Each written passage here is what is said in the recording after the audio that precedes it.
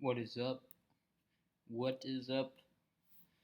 I had to put eye drops in first before I started doing this. Still recovering. Still recovering from the surgery, but we are well on our way to getting good vision. UFC Fight Night, Blaydes versus Aspinall. I haven't done one of these in a while, so first of all, I just want to say I'm so glad to be doing these.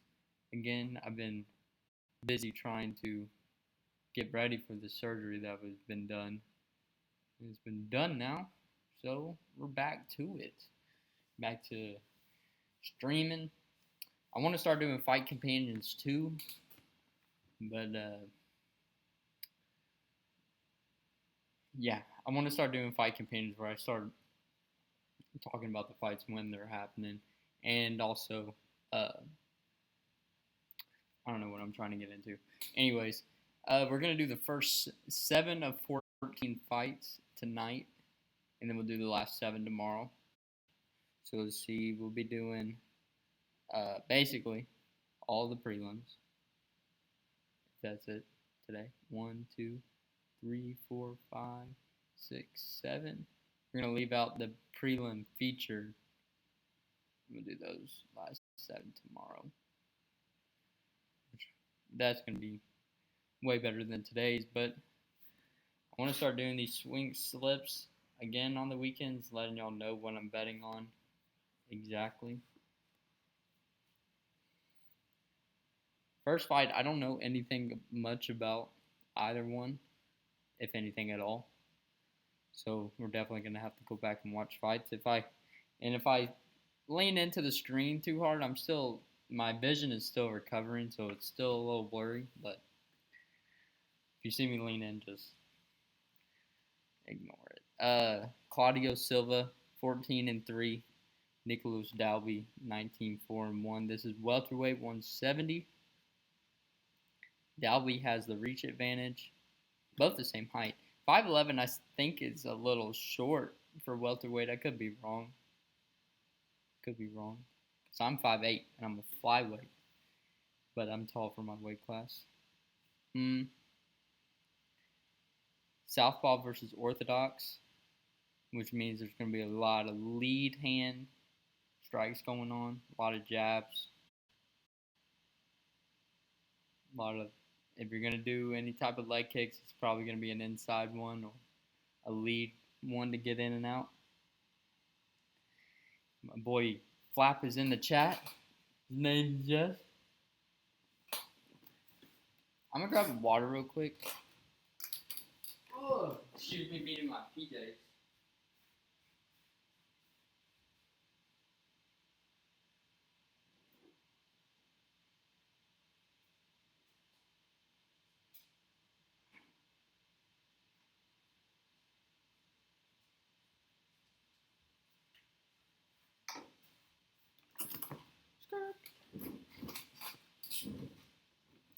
All right.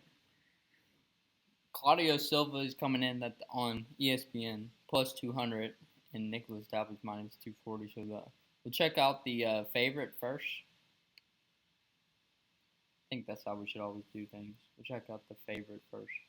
19-4-1 with 10 finishes of those 19 wins. 6 of them by knockout. 4 of them by sub. Never been finished.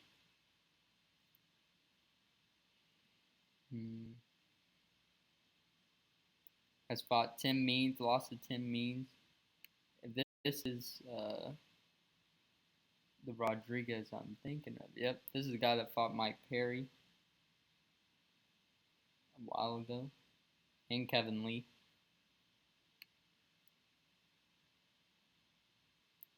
Which he isn't a bad fighter, and he got the dub against him. Jay Ronson, I don't know who that is. Oliveira. Let's go watch. I say we go watch these last 2 fights if we can find them on YouTube.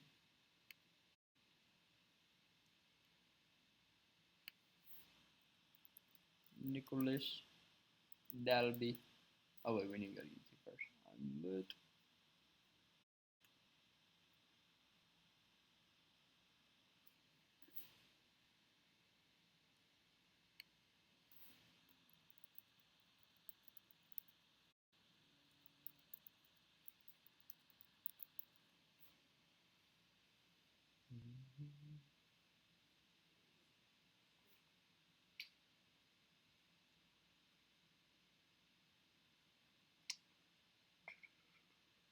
These are all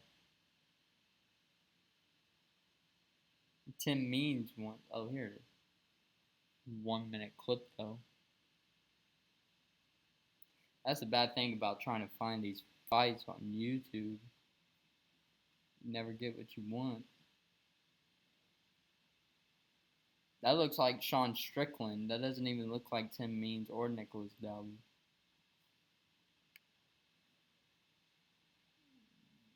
Maybe we can find the Rodriguez one.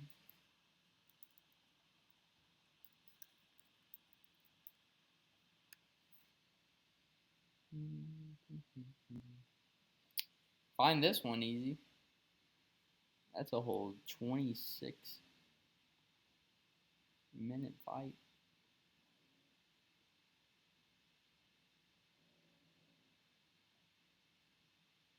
Jesse Ronson, that saw that fight. That was a no contest.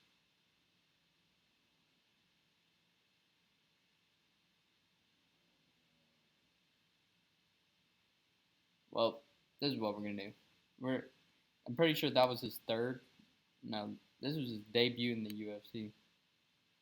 But that's so stupid. I want to see his most recent fight.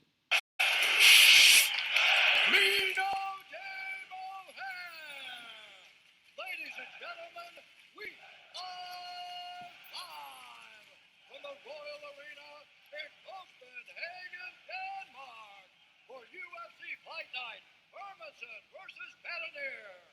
And now, this fight is 3 rounds in the UFC welterweight division.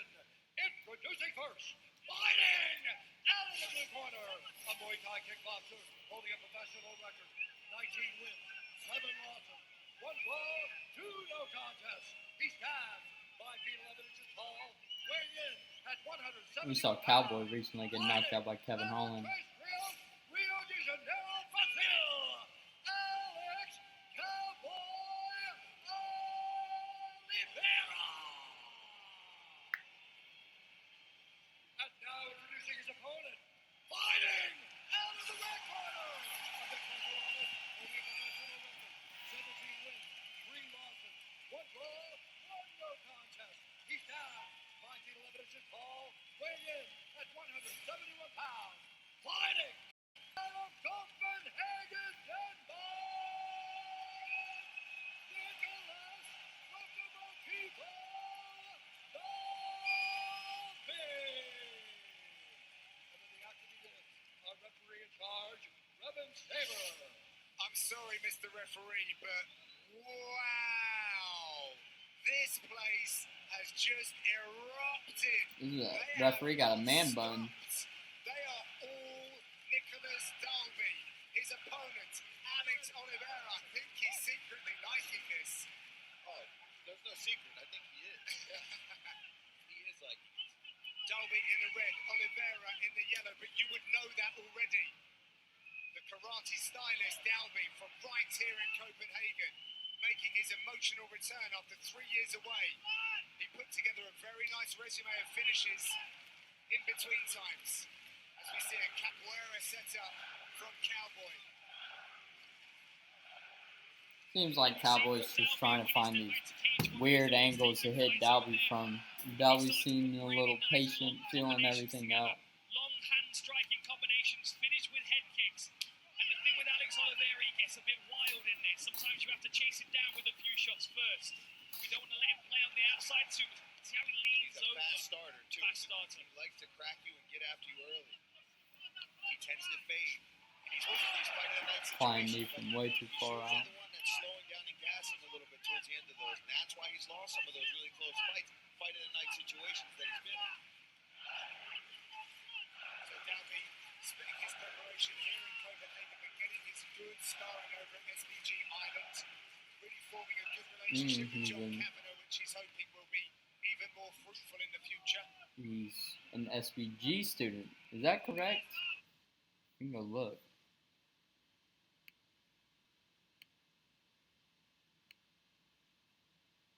Get out of here. No, this says Rumble Sports. From Denmark. Just so difficult to know what Oliveira is going to go with. Maybe they're talking about So Oliveira. loose and relaxed on his feet, he can explode at any moment. Good head movement by Dalby. Puts himself out of danger. It's his first fight here in Europe, and it's not been a kind welcome for him, but that won't matter too much to the veteran. 30th professional contest for him, and if he gets a win tonight, that would have been 10 UFC wins that he would chalk up. Likes the performance of the night bonus as well, already got 5. Good start to the first round Oh. for Dalby, although he got caught with the right hand there. He's not rushing himself, he's not over-enthusiastic.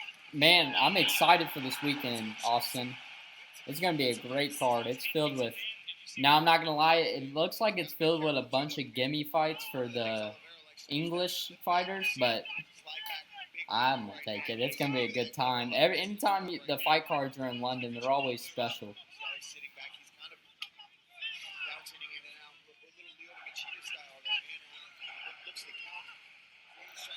I was actually at Curtis's last fight in Columbus when he fought Dawkins. He is a killer. A lot of people underestimate his stand-up and think he's just a wrestler, but he can stand with a lot of the people in the heavyweight division. In my opinion, he was winning the Derek Lewis fight until he got clipped.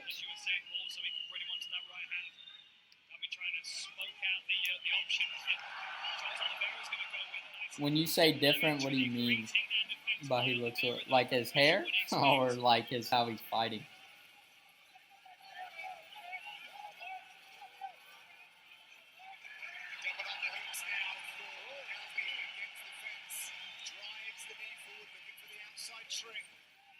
Hooks the leg. Nice work by Oliveira to stay upright. He's been working with an Olympic gymnast this camp as well. There's Charlie Olive. Be sure he's nice and strong coming into this contest. I'll be trying to get head position. This is where Oliveira's height comes into play. This man has the worst of it. He's got the nickname with Cowboy, and he's got the last name with Oliveira. He's Brazilian too. Upset the balance of as Dalby finds himself on the mat. We're elevating the legs here, forcing Dalby to his back. Dalby with a butterfly hook, using that to create some space at the moment. Have to move fast though. Set up for that arm drag, perhaps.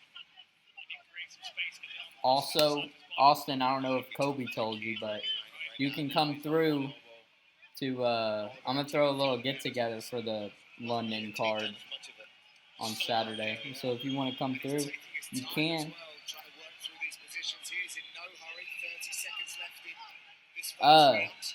Gustafson is actually a dog, man. He's been in there with a lot of killers and giving them a really good fights. Like Daniel Cormier said that was one of his toughest fights. So did John Jones. I'm going to just hold this closer because I can't see.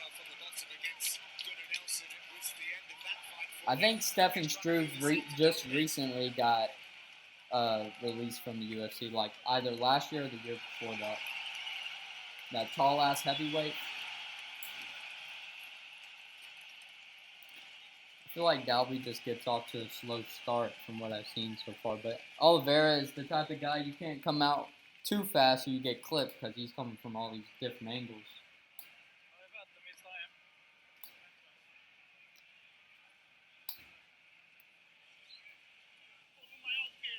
We have to put a bigger volume. Let's Hector on the second strike. Watch out for his surprises. He tried to take you down. He's already showed what he wants.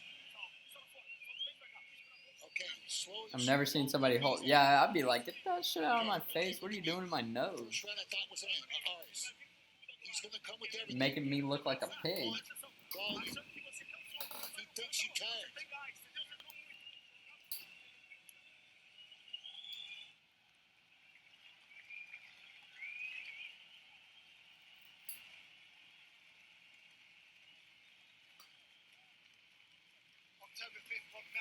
The most honest opinion I can give you on Jordan Levitt is I want him to lose every time I watched him debut against the Matt Weidman kid, where he like picked him up and slammed him.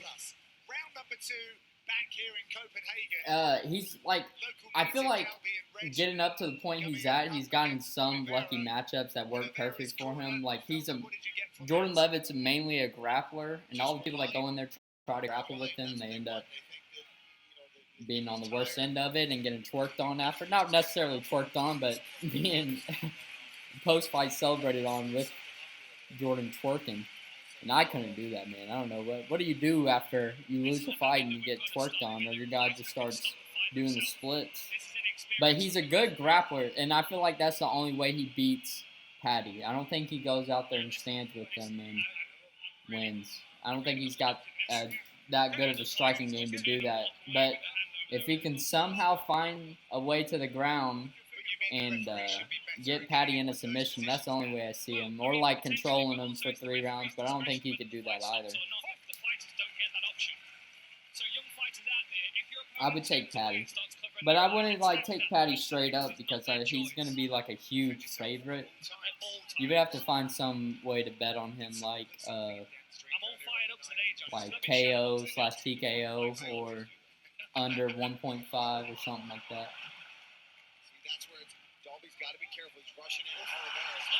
Yeah, Paddy is a black belt. Mama, if he's not, he's brown. If he doesn't have his black belt, he's brown belt. But I'm pretty sure he's black belt.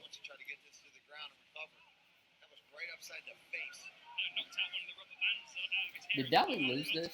I think he did.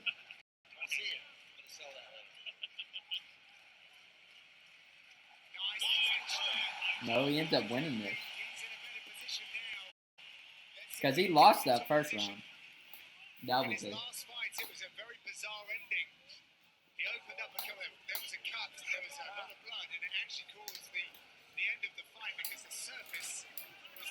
But that's the only way I see Jordan beating Paddy, is getting him down to the ground, which is going to be difficult. And Paddy's the type of person, he's not going to tap. He's going to be, he's just going to be choked out unconscious or let his arm break. So, like, Jordan's going to have to really get a really good submission on him to get him out of there. Like a choke that's just, like, inevitably going to put him to sleep.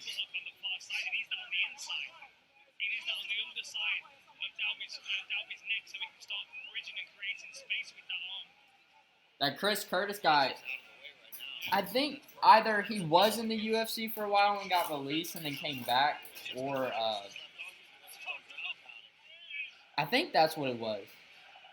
I'm gonna put my money on that. Like Chris Curtis, he was in the UFC, and then he got not kicked out, but released, and then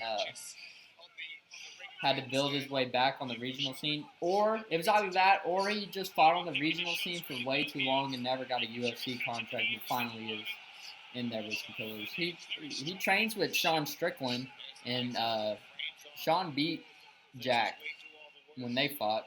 And MMA math doesn't really work like that, but Chris Curtis just came off a win to where he beat primarily a grappler in Rodolfo Vieira, and he looked pretty good to me when he faced him. But Jack is actually going to hold a better wrestling threat and being able to get Chris to the ground potentially. So if Chris can get up off the bottom if he gets taken down to just avoid that entirely, Chris is probably going to win. Even on short notice. Jack is kind of just like this beast-looking ice caveman. It's like a brute. He just kind of has one game plan, and it is to come forward, take you down, submit you, do some crazy shit. And he can't ever go away from that game plan. It's like the only thing he can do.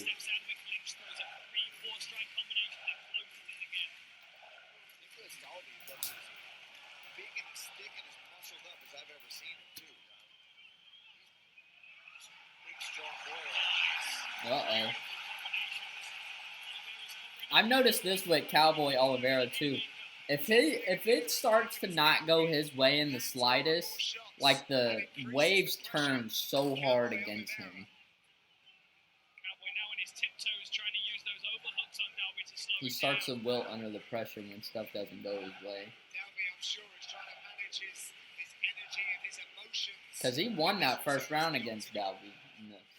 This is arguably the hardest part of mixed martial arts, this grind Uh-oh. up against the fence. Slipped out. A couple of times, Oliveira throwing up his feet, made a connection with Dalby. They're seeing if that was illegal because you can't, the person on the bottom can't upkick you if you have one knee down. So that technically was an illegal shot, but nothing crazy happened, so they're not going to stop the fight. They might give up, not give him the position back, but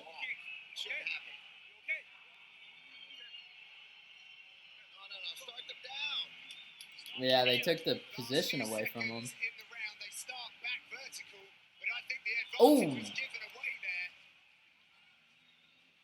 Dalby's choice.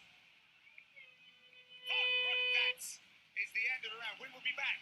Oh, no high five.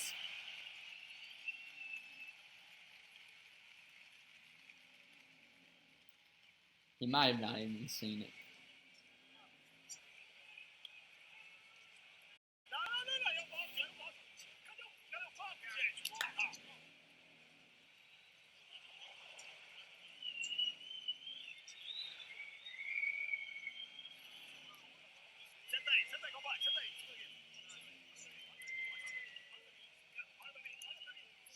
Look at me. 5 minutes. 5 minutes. You train really hard. At first I thought the Kamzat versus Nate thing was fake news. 5 minutes. And I refused to believe it until Ariel posted about it. But when Ariel posted about it, I realized, oh, it's probably real.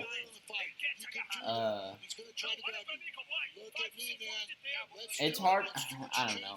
That fight is just so weird and how it came to be because Nate wants out of his contract so bad he would take anybody. I don't want to see Nate get hurt. And I think even if Nate makes it go into 4 and 5 rounds or makes it go the distance, that it's a win for him. As long as he doesn't get finished by Kamzat, his star always rises. It doesn't really matter whether he wins or loses. I just don't want to see Nate get knocked out cold.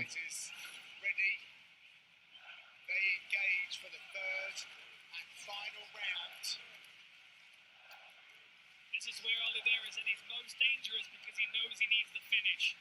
And we know he's got some wild techniques that he's quite happy to No, he throw just his needs this opponents to round. take I those feel like he risks. doesn't need a finish. He's landed some solid. There's that kick you're talking about. Whisked through the air, didn't catch a target, however. He stitches them on to the end of his combinations perfectly, and oftentimes Ooh. people are slipping from one side to the next, and he forces them to headbutt the kick.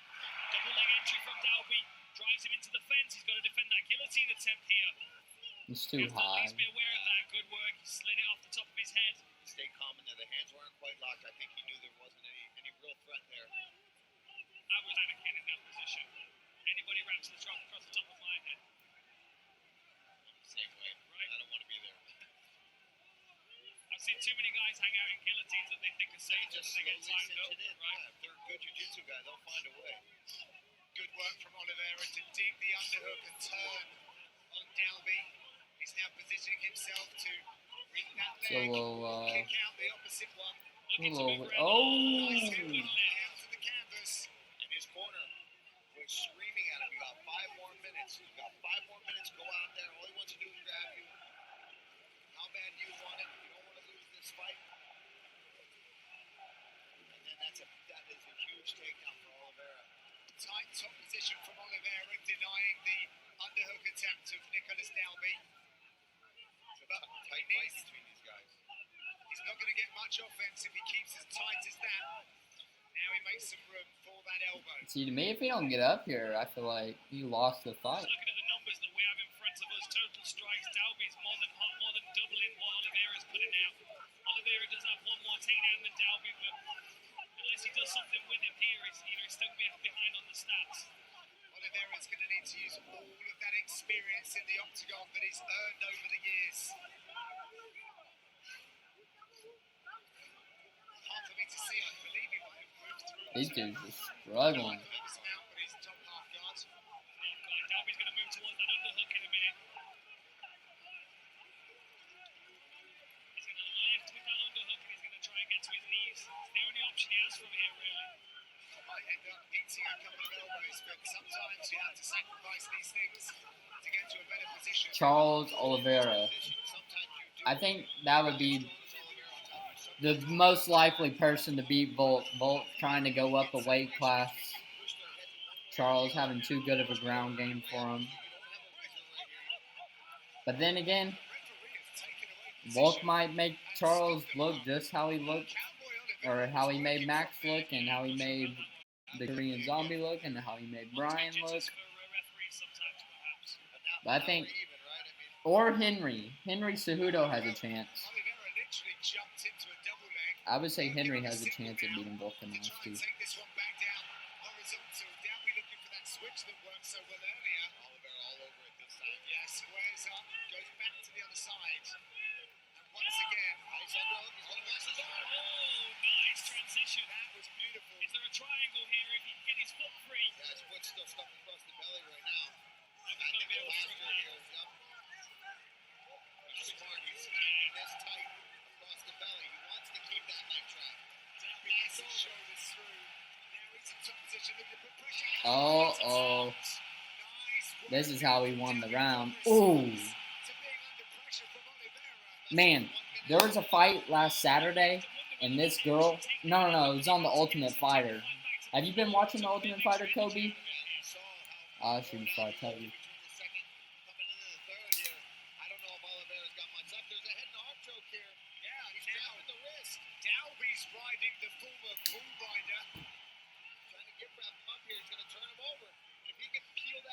Pressure that in and get him to turn to his side. Man, you could start unleashing him, missing ground and pound from that position. Boom. He's just going to start pounding on Oliveira here. With 30 seconds left, he can stay busy here. Ooh. Nice Ooh. punches here from top. And if Dalby gets his right hand free, you can see Oliveira clamped onto that wrist. He really won this. To me, I want to know if it was 29-28. Because that's how I would have scored it. 29-28 Dalby. Position that give for, oh, he pulls that across, last 10 seconds. There's that wrist control you were talking about. Hiding gets some terror. Shit. Oliveira giving him a shelling. Woo. He's lucky. 'Cause that was like 30 seconds from being That roar from OV. the crowd. Much enjoying that performance from Nicholas Dalby. And of course, Alex Oliveira. This one goes to the scorecards. Let's see what the judges think when we come back.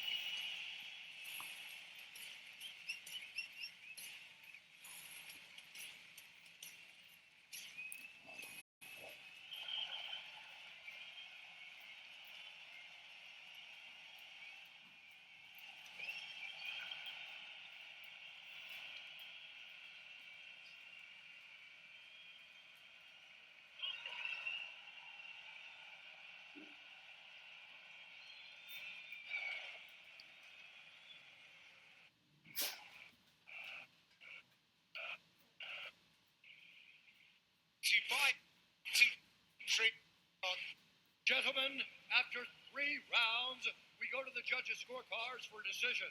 All 3 judges scored this contest 29-28. That's what I scored. And they were saying on the commentary booth that Cowboy needed a finish. No, he just needed to win that last round. You got goofballs.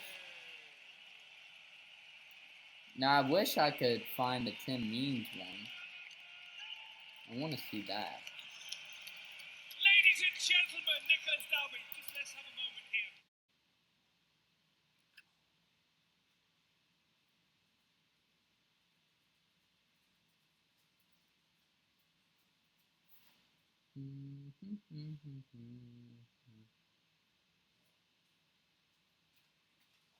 All these predictions. See what this is. The 1 minute clip. Is donating fresh food to families in need before it goes to waste in any of our stores. And it's a job I enjoy doing week after week. Food Lion Feeds, here for every moment.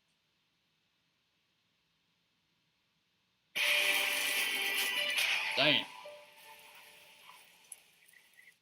UFC Fight Night 190. Team Means versus Nicole Stelby. Talking about Team Means. Nice. February 20, 1984. American professional This is exactly what I wanted. Competed for King of Cage Junior 20, Oh, 2004.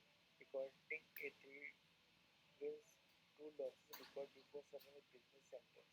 A 2 losses can over wicket victory. What the?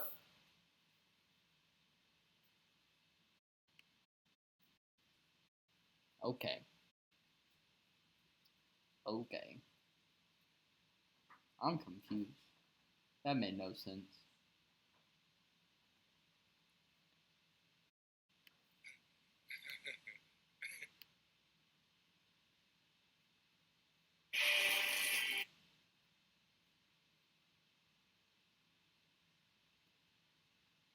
I ain't gonna find it.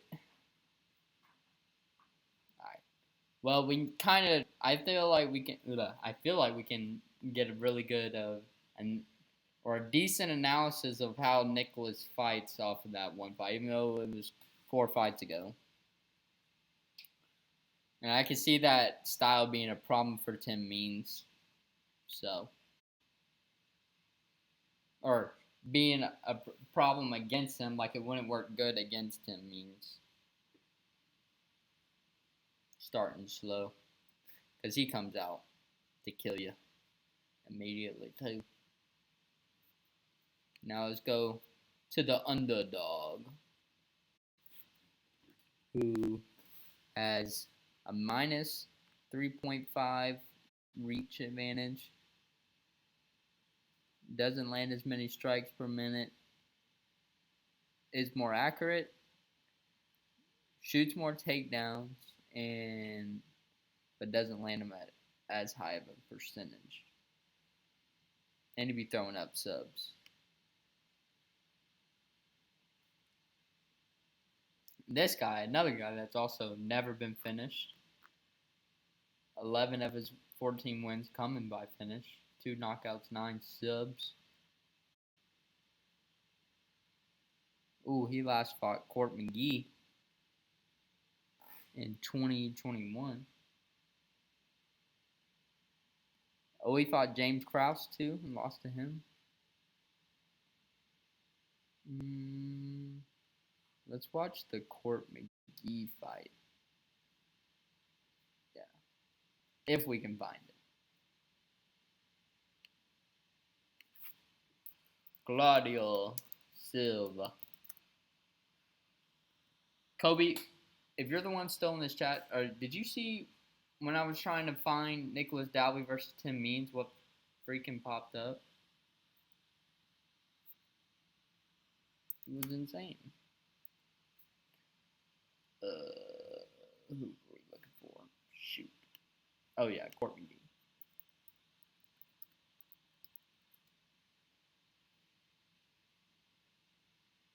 Ooh, is that the whole thing? Matchup. McGee 2 years younger than the Brazilian Claudio. This fight is 3 rounds. Oh, it skipped a little bit. That's okay. Welterweight division. Introducing first. Fighting. Out of the blue corner, a mixed martial artist holding professional record. 14 wins, 2 losses. He stands 5 feet 11 inches tall. What's the age on these boys, at too? 169 and 1/2 pounds. Fighting out of Rio de Janeiro, Brazil, by way of Rondonópolis, Mato Grosso, Brazil, Claudio Hannibal Silva. Claudio is 39. Now introducing his opponent. Fighting out of the Dalby ring is corner. 37. A freestyle fighter They're both holding professional older record. fighters. 20 wins, 10 losses. He stands 5 feet 11 inches tall, weighing in at 170 and 1/2 pounds.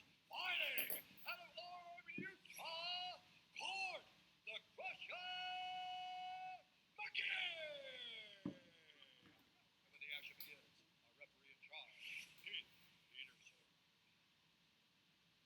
Keith Peterson is back in the octagon. I blew it last time. I forgot to mention that he doesn't tolerate any nonsense. No nonsense. That's his name. At all. Sir, you ready? Sir, you ready? Fight. As he just did there. Underway, 3 possible rounds. Court McGee's in the blue. Claudio Silva's in the whites. And they've got a minus 110 coin flip on each side of this matchup. Or just ate a head kick there from Silva. You know, when you watch Court McGee fight, that's kind of what happens. The man just takes some shots. Sounds about something Court would do. Yeah, but he's kind of like a zombie because he will always walk forward. Now, I saw him a few months ago at the PI working with the strength and conditioning coach. And if you look at him, he does look in some of the best shape we've seen him. The shoulders are a little fuller. Looks to be in fantastic shape. The story of Court McGee is just inspirational, quite unbelievable. After high school, got into drugs, battled addiction for a long time, was homeless. And since then, he can tell you, I don't know what it is now. I know one fight week he told me 4,512 days sober. You know, and he does non-narcotic surgeries, same as Jared Gordon. And he certainly uses his platform. All I'm saying is I think the fight's going to go over 1.5 rounds. Which, if we can look at the...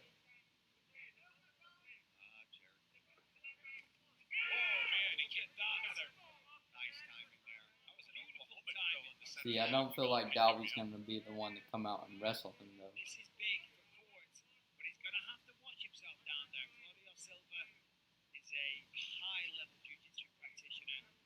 He's got his guard now. That's what Claudio wants. Silva wants to be in his guard. Over 2.5 is minus 150, and over 1.5 is minus 280.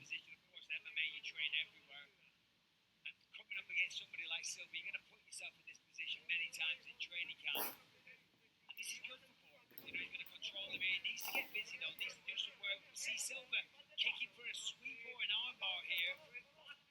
Whoever as well is going to I want to see how the striking 11 finishes in his career. 9 of them have come in the first rounds. Wow. Great balance. Yeah, Silva tried to treat up in there. Still managed to stay on the feet. Wow, beautiful work there from Court. Got that leg completely back and broke away. Nice work.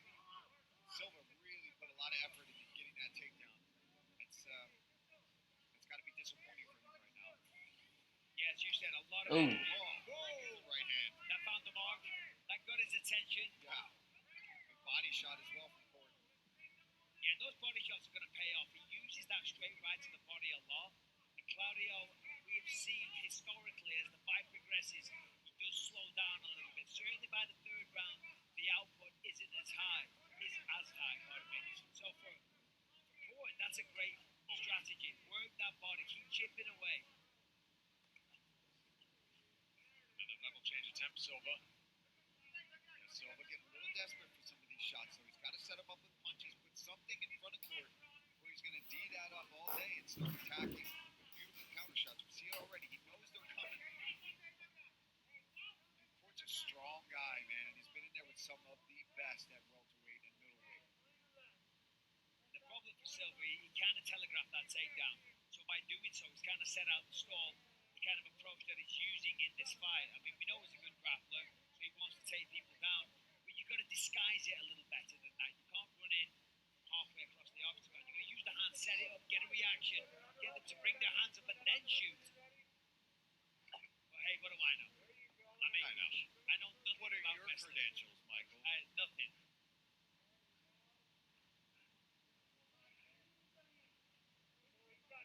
Under a minute to go, first round. Silva holding the position, neutralizing the attack of Silva. And right now, McGee's just being patient. There he goes. Now this, I can see being a problem Switch it up, Silva is to a single leg now. if Claudio can hold Dalby up against the fence. Court doing a nice job of stuffing that head in between his legs. He's going to hip into that. Nice work there from Court McGee. Yeah, very nice work. And again, see the explosive movements there from Claudio Silva. He tried for the takedown for a long time. That's very grueling, very tiring. When he didn't get it, then he exploded to try and take the back. They're very big movements. And look at that, talking of big movements. Go on, Court McGee. Yeah, a little flying roundhouse. Oh, heavy left from Silva. Kid McGee survived these final seconds of round one. Round two coming up.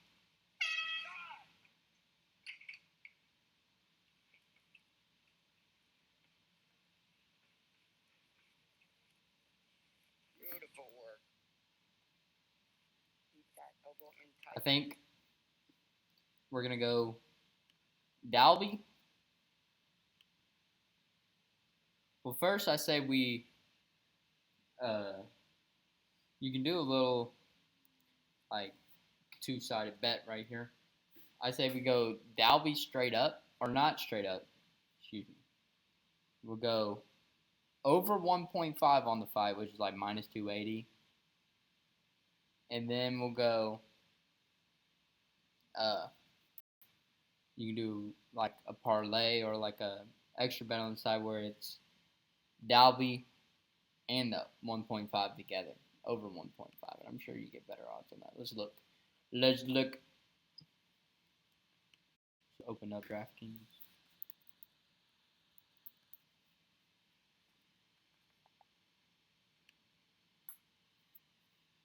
Also open up the notes.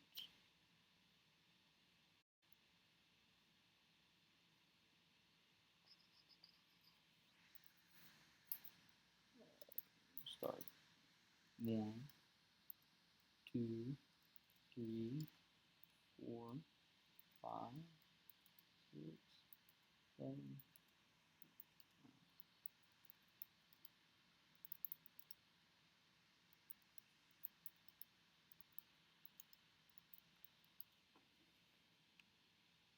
We're gonna go Dalby over 1.5. Let's see what that gets us.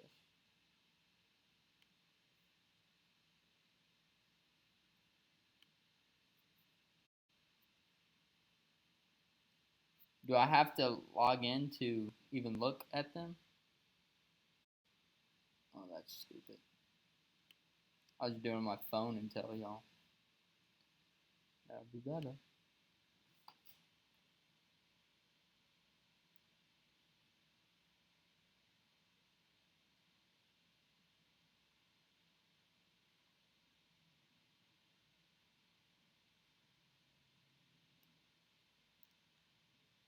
Dalby to win over 1.5 is minus 135.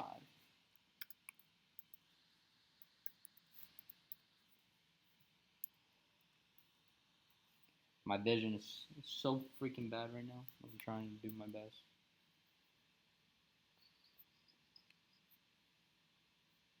Next fight.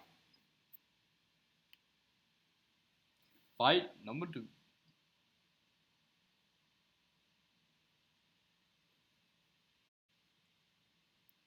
We're gonna have Mandy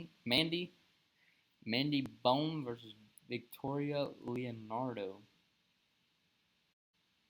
Mandy coming in 2 inches taller. I think that's 7-inch reach advantage. Both orthodox. Victoria with the more landed per minute, which that's a big factor when it comes to women's MMA because there's not a lot of finishes, so it matters on the output and how much you're landing. And she lands more and she's more accurate. And she's the underdog. That might be something to look at. We're going to look at the favorite first, just like we did the first time. Mandy Bone coming in at minus 120. 7-1, 2 not TKOs / KOs, 2 subs. Never been finished. Our last fight was again Ariana Lipsky, which she lost. Her fighting style is Kung Fu. You don't see that all the time. Kung Fu specialist. See if we can go find the Ariana Lipsky fight. Mandy Bone versus Ariana Lipsky.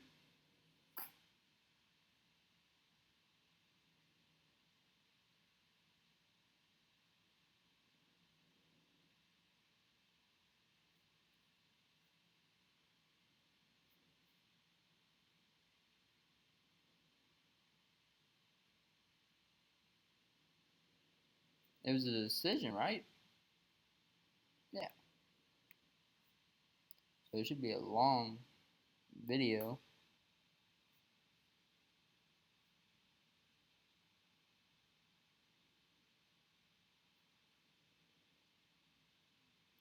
These are highlights. It can be an 11-minute highlight. Bare Knuckle Fighting Championship Bare returns to Knuckle. Tampa Saturday, July 23rd. In the main event, interim bantamweight go. So right here we have the fight. Shut I up. did a recording with this already, but I had a copyright. But anyway. This is my analysis show, not yours. You geezer? Look.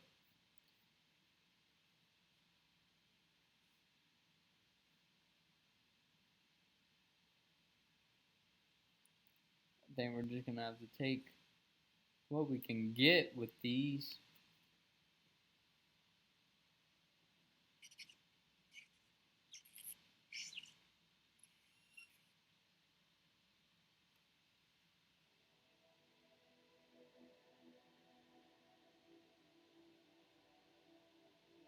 Grr.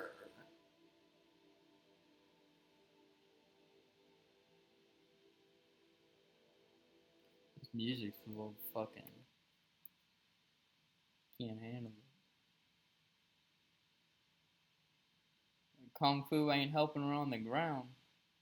She's locking up a body triangle on the ground, which is not a good sign. Which means you're so. Oh, look at that. Got up though. Oh, see the little shoulder roll?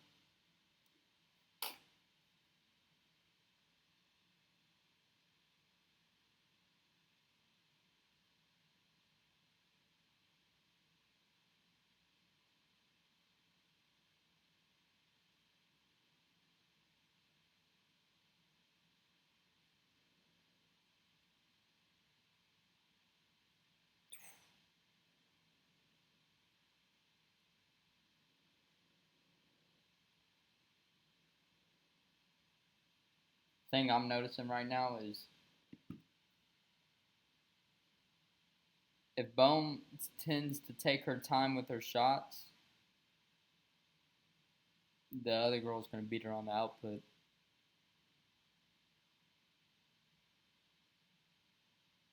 Uh-oh. Had a potential try. How long? There was only 15 seconds left there.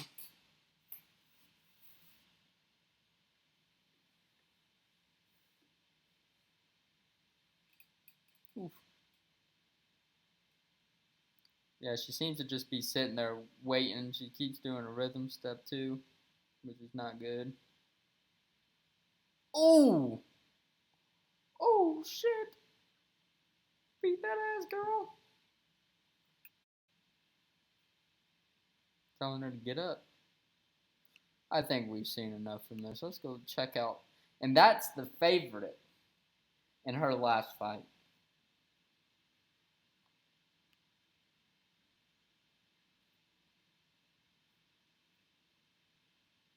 Let's go check out Leonardo Victoria.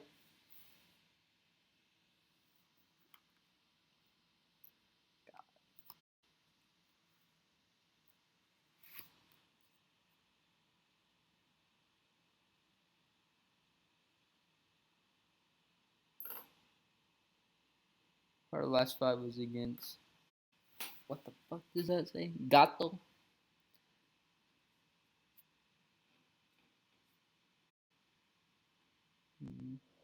She's 8-5. One knockout, been TKO'd, KO'd 3 times. Got 4 subs. Been subbed once. See, this is where it gets really weird with women's MMA. There's too many factors going in. They both lost their last fight, but this one was by doctor stoppage. Both need a win.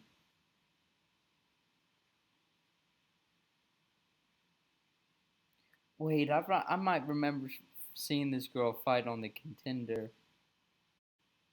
Yeah, I might have watched this girl fight on the Contender. And that would definitely be up, most likely. I want to go see the her last fight with Gato, if I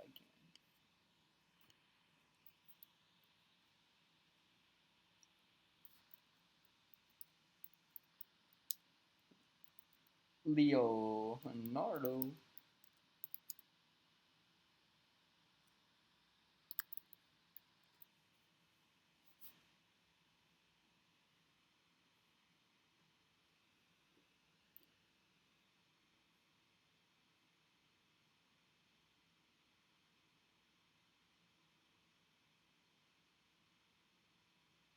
She break her arm?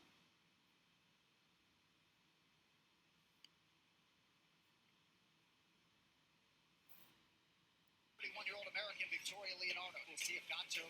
The UFC sponsors your opponent at 125 pounds. Let's check the age on these girls. Good man right there, Jacob Montalvo, our referee. Victoria Leonardo. Bohm is 32.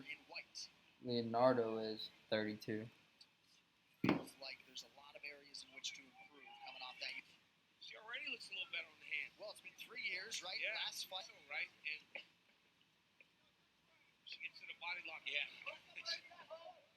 Put a taller fighter, right? Gato working hard here. Some nice trips. Her daughter did a good job digging the underhook so that she could create some offense for herself. Where she wants it. Attacking the neck here. Look to take the back here if she can, but she's got to step over. There we go.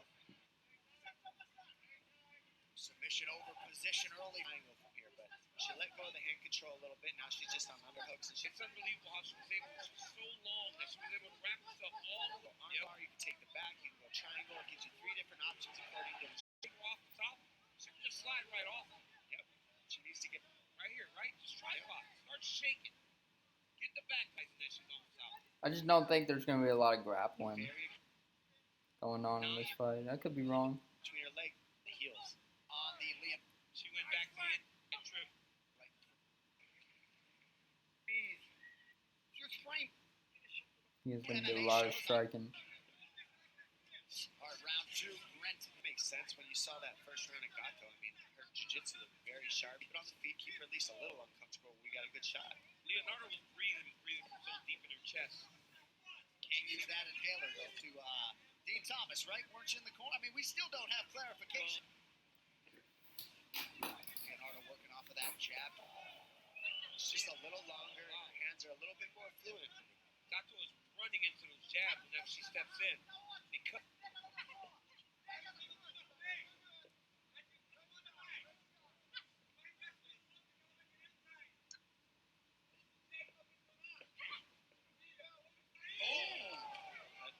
that right hand, that right hand was.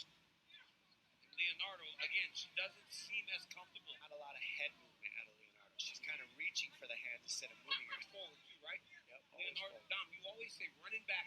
That's the hard Leonardo doing right now. You see so many people get worn out moving. Worst thing, right, to be constantly trying to counter. Well, yeah, but Muhammad Ali is the guy's going to push you back. So you got to be prepared for all facets. Yes. Transition there for Gato to see the double leg. Nice with the kick. The fight standing, but now she's the one initiating the wrestle. I don't think she loved those right hands. No. Their title dreams, Derek Lewis versus Cyril Gane, also on ESPN Plus pay-per-view. Leonardo's so tired, even more. Now everything she's doing is off of. Leonardo just looks a little step behind on cardio and a little bit on the hand. Her hands a little bit on the feet, but she felt like her cardiovascular. They told us that she was in the top 2% of everybody tested. Right. I tell you, in a fight, there's nothing nice about a fight. That treadmill is being ready to get punched in the face. This is why Cruzy sparks up this second round. Cruzy gets ready to fight by fighting. Patty kick down with March low. All right, we're giving up ground, baby. You okay? Yeah. Does it hurt? No. Did you hurt your right arm, too? I want you to pressure her and counter, okay? She's beating you because you pressure in her face. Getting in her face, forcing her back. The only way we're going to win this game. So late January.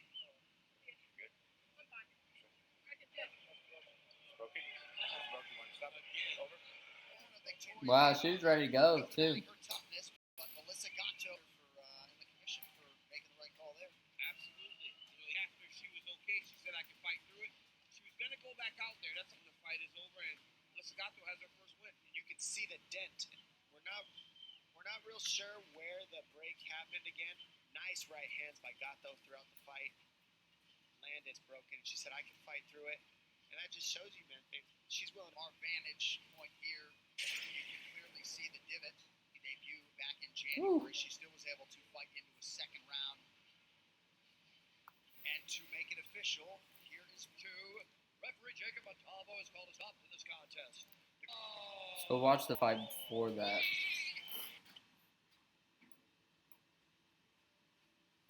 Fury.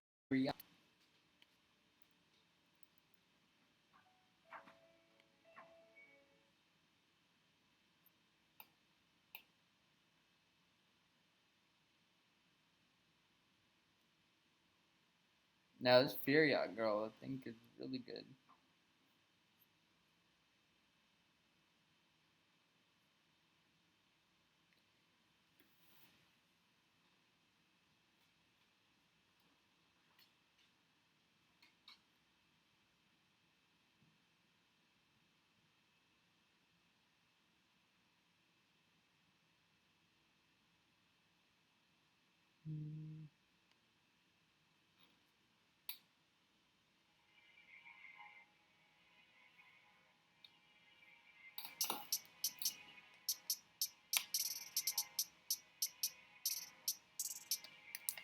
And because of that, Leonardo's just lost. Look at that beautiful check right hook there. As she just slides out of range. Ooh.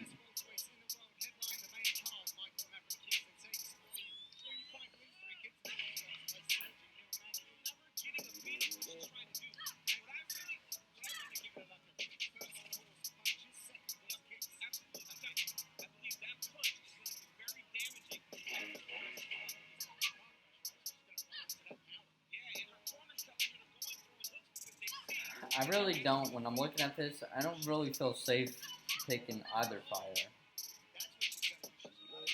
So I want to look and see what the over 2.5 is minus 230. So you might honestly be better off picking a person.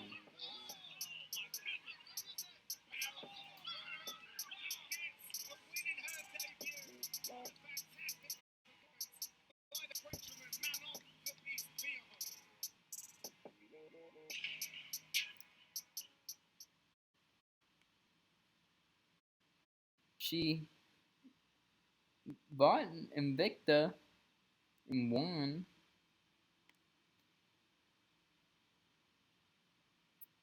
I don't know why, but I don't want to go with the Kung Fu person, Mandy.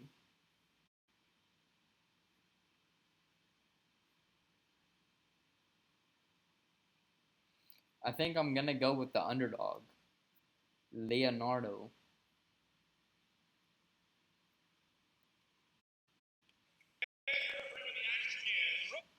We're going to go, yep, fuck it. We're going with the underdog on the women's flyweight fight. And she's a plus 100.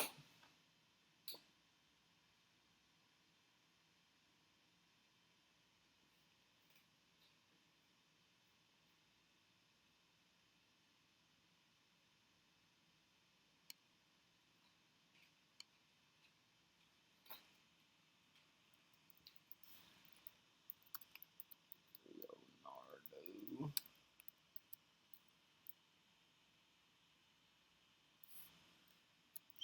Straight. Plus 100. 100. Now we go to the next one. The next fight. I accidentally pulled up my mail. Hold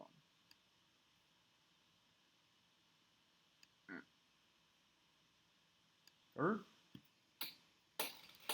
The next fight is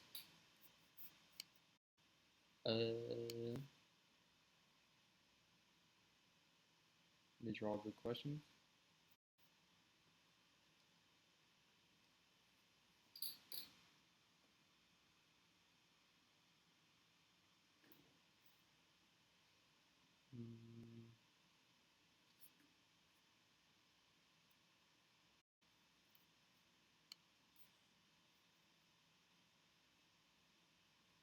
Jai Herbert versus Kyle Nelson. I'm pretty sure Jai is a friend of Patty's.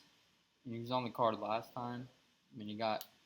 Let me see. This might have been the guy that got knocked out by Topuria last time out. It was a good fight. Yeah. Does it say Topuria? Yeah. God, my eyes are so. Ugh. I can't wait for them to be all the way recovered.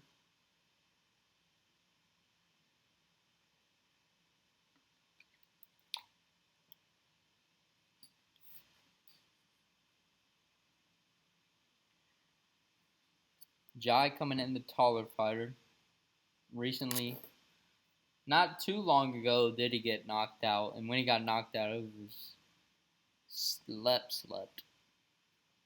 Going against someone shorter with 6 inch less in reach. Jai being the favorite, coming in at minus 280. Let's check out the favorite first. 11-4. Anytime he's lost, he's been finished. And almost every time he's won, he's been finished. So, not very few of his fights have ever went to decision. And when it did go to decision, he won.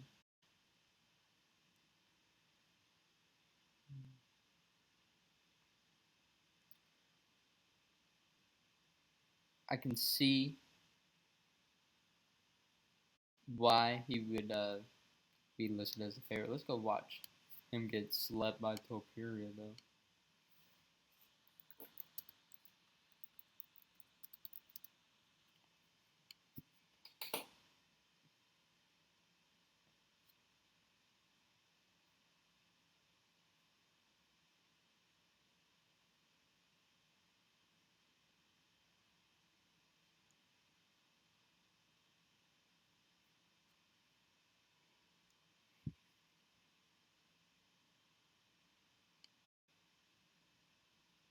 Ilia Topuria fighting up in the UFC. Oh, they touch him up limbs of aspects of his game, but Topuria closes distance. Sorry, my bad. No, it's quite a rap fight. I was just saying, even though Jai's got wells, get past those rangy kind of guys. But I do like that Jai's also You don't need the paperwork from Jai's taller. Jai's advantage, and he has the speed advantage. Oh. And this one here really sent the crowd Boom. on fire, shin on shin. He's got to be careful here. Craig. That's you. How tough is Topuria? Herbert's got that underhook.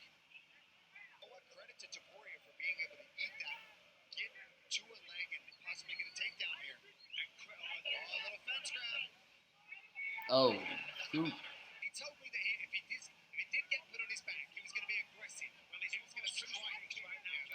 His striking seemed really slick when they were on the feet. Good job. I mean, you got to give that man his credit. There's a reason why he's undefeated. Nice pass there from Topuria. Good job, Jai. He is In position. Jai's thinking more about submission as opposed to that. Getting back up. nicely done. You're just there. He made it pay on the way up. Oof. Nice left hook.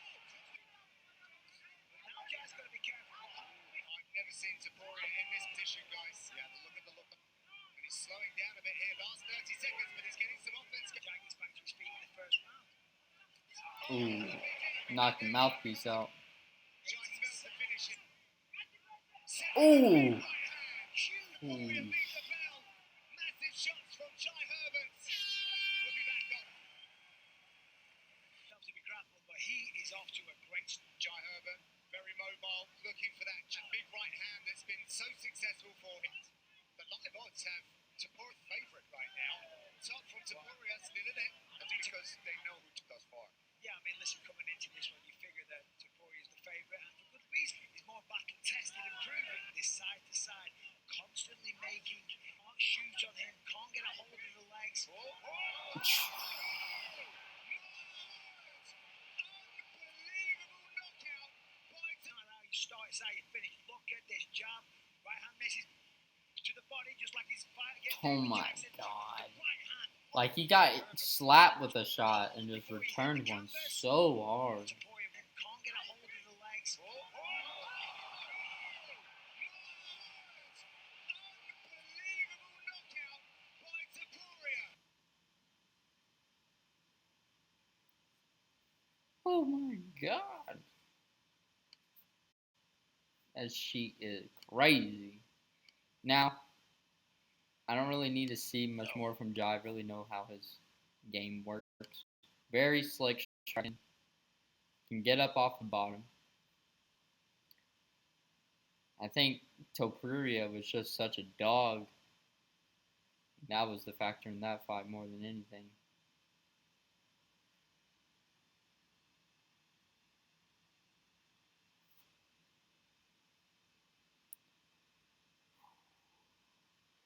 Being a minus, the other guy's got to not look that good for him to be a minus 280.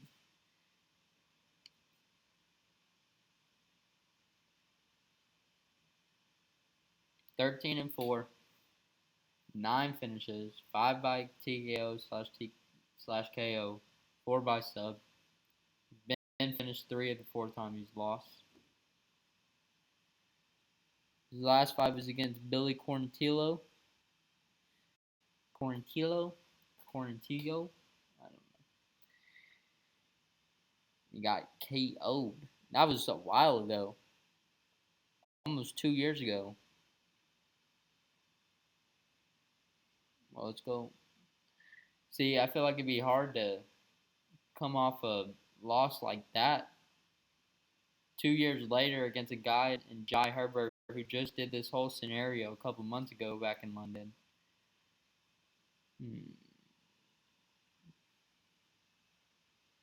And he's shown he's been able to be knocked out. How many KOs does Jai have? Jai. Jai, show me what you got. Show me. 9. We can take that. Look at Kyle Nelson versus Billy Quarantillo.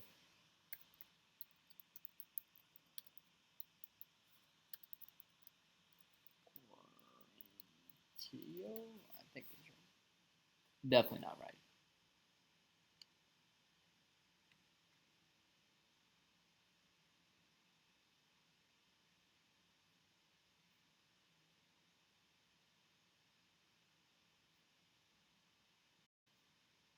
This guy Billy's a savage, though. That's one thing I would say. Best I can find in a 1 minute clip.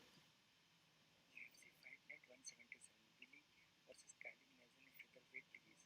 Talking about Kylie Nelson, he won on April 2019. What is this?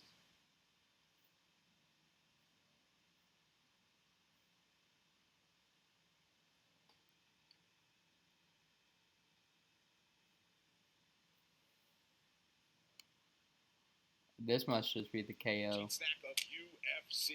Each of these guys bringing the best out of each other, a personal best and significant strikes on both. That's going to do it. Walk-off knockout from Billy Quarantillo. Fuck yeah! The 1-2 lands it in round. This is so. That was in the 3rd round. Like, they came out into the 3rd and it happened. Snack of UFC. Each of these guys bringing the best out of each other, a personal best and significant strikes on both. That's going to do it. Walk-off Yeah, I think. It's hard to.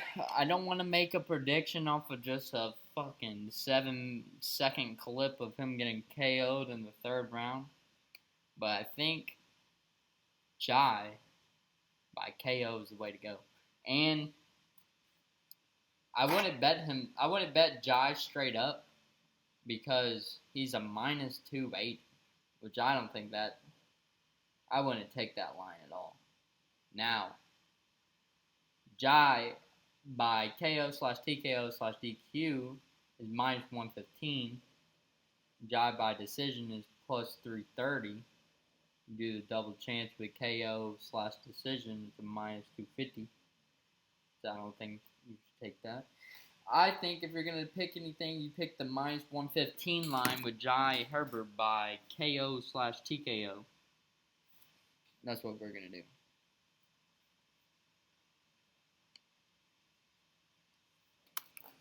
Jai. I didn't put this guy's first name. Nicholas Herbert. We're going to go KO/TKO/DQ at -115.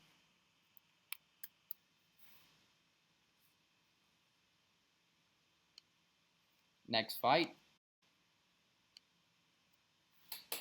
We're moving along.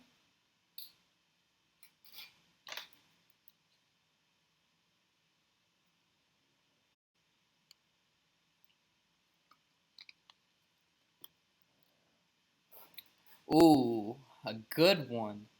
This is a good fight. Muhammad Makayev versus Charles Johnson. This is one I've actually was excited to break down. Whew. Okay. So, this Muhammad Makayev dude is like an amateur legend. Like, he had like over 50 amateur fights and it was like basically just an amateur legend. But you go and look at his record and like over half the people he fought after he won, like after he was 10-0, he was fighting dudes that had less than 5 fights experience. So he basically was just padding this really good amateur record. Still undefeated. Last time he came out, he went against Cody Durden and did like the whole flying knee, then caught him in a guillotine. Really big prospect in the division. But I think he can get, or he might be a little too full of himself. And I think if anybody's going to come and ruin that party, it's going to be Charles Johnson, the guy he's going up against. So I'm actually really excited to break this down. I think Charles Johnson is going to end up being my underdog of the night. But we're going to go and watch some things real quick. Muhammad Makayev is coming in -490. Charles +370. Charles being the taller fighter, a half an inch reach advantage. We're going to check out the favorite first. Makayev is 7-0 professionally with 5 finishes, 2 by TKO/KO and 3 by sub. Has had 1 fight in the UFC. And I know how that went down, so I really don't need to watch it. It was, he flying kneed him. And after dude was rocked, he caught him in a guillotine on the way down.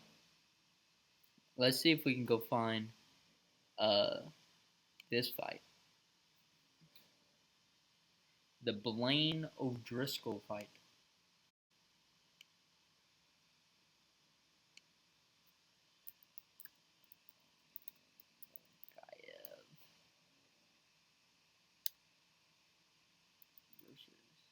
What the fuck was his name? This O'Driscoll.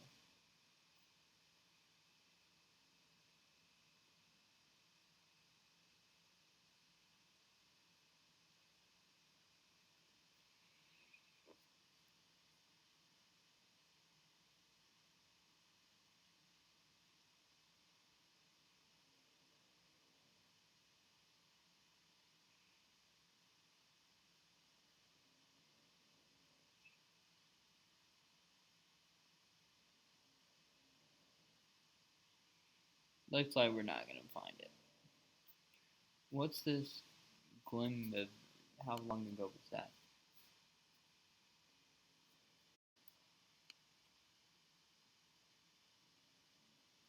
Oh wait, we're on the wrong dude thing.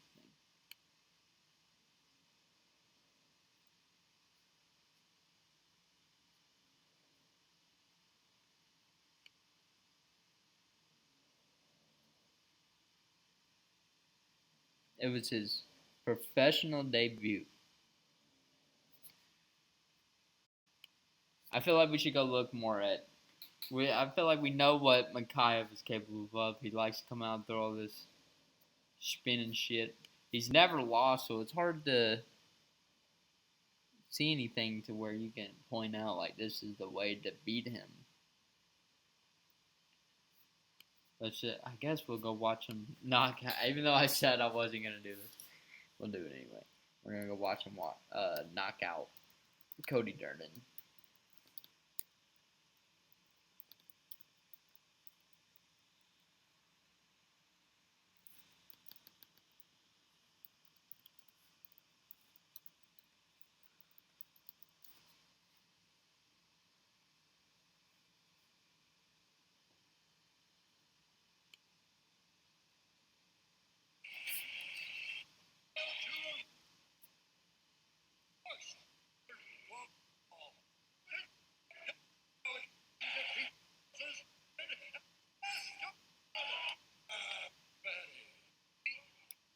Set for a maximum 3 5-minute rounds of action. Cody Durden, smile on his face. These two are going to get into it. I love the energy already. All of a sudden, Mikhaev turns Punisher. Look at that though. Straight to the centre of the octagon. Not a lot of experience professionally for Mikhaev. Cody Durden a little bit different with nudging on 15 professional fights, or exceeding 15 professional fights. But there's just such an insatiable appetite for competition out of Mikhaev. Even when, or between fights, Michael, he would go and take on some grappling competitions or wrestling competitions. He just can't get his fill. And that's what you do when you're coming up in the game. You know, when you're still learning, that's what you have to do. Even when you're a professional, when I first started, I was rounding out my skill sets with kickboxing competitions, grappling competitions. Of course, the thing that really stands out about Mikhaev is that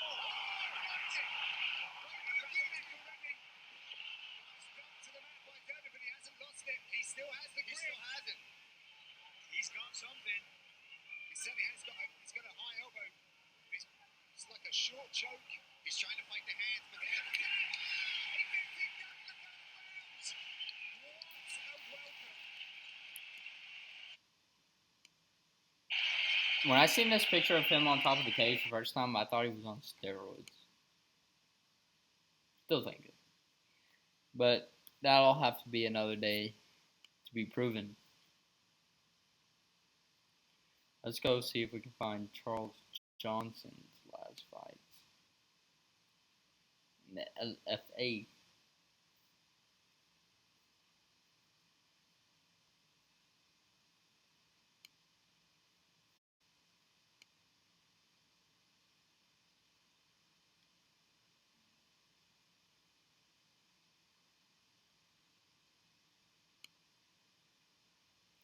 The last person he lost to was Brandon Royval, which, if y'all know, top contender in the flyweight division.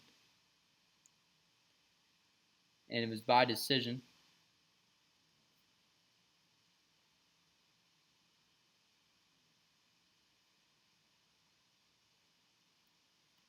Won the belt in LFA, defended it twice, and then finally got the finish in the 5th round, which when I watched that, it was amazing. Still pressing in the 5th and final round. I'm pretty sure it was a fight he was winning too. Still pressing, which is impressive.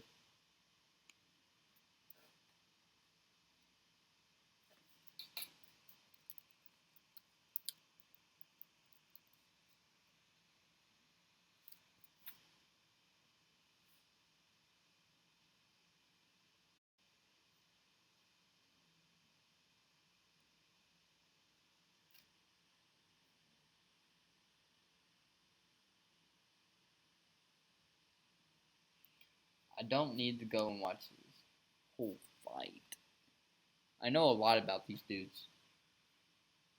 So I feel like I'm going to just give you a straight up. I don't think the line is right. And I don't think that Mikhaev is going to be able to,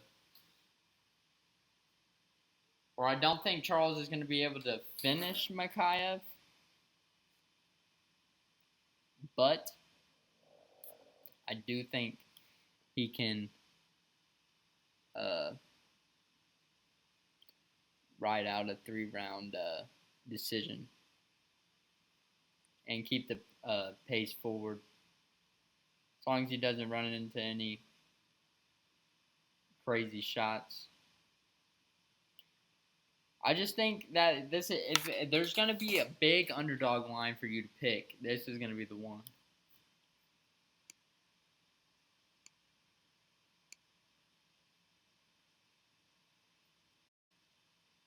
That's what we're going to do. Let's go look at the lines, though.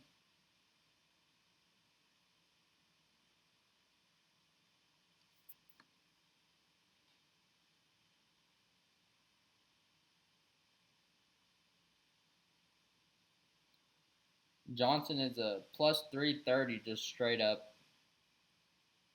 By KO/TKO is a plus 1,000. By submission is a plus 1,800. And by decision is a plus 800.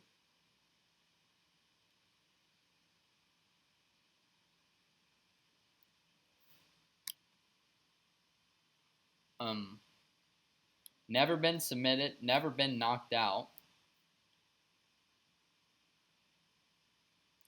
Mikhaev has said all fight camp that Charles Johnson doesn't have a ground game. So I feel like Mikhaev might go out there and force a takedown, not necessarily, might run into something stupid. Gonna have to be careful.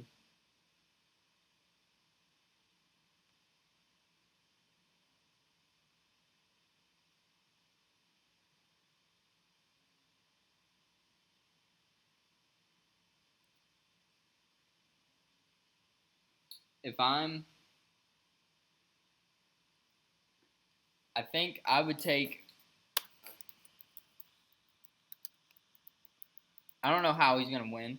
I would love to say like he's gonna knock him out, or he's gonna submit him, or he's gonna win by decision, but I don't know specifically. So we're just gonna take him straight up instead of trying to get down to like a specific outcome.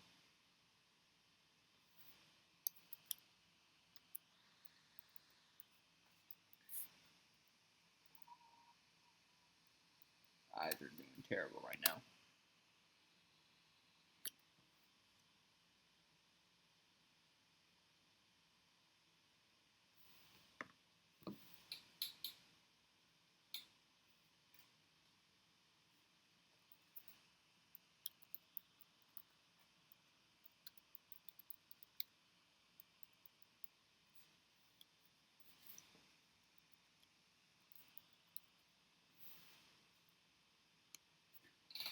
Sick.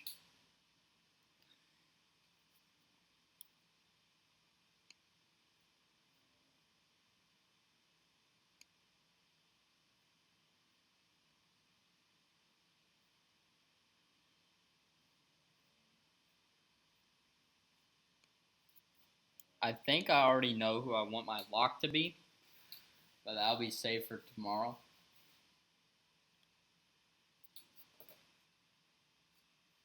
Hint, it is an English fighter.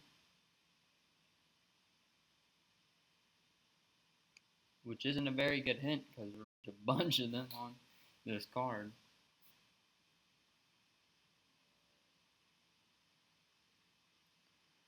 Jonathan Pierce versus Makwan Amir Khani.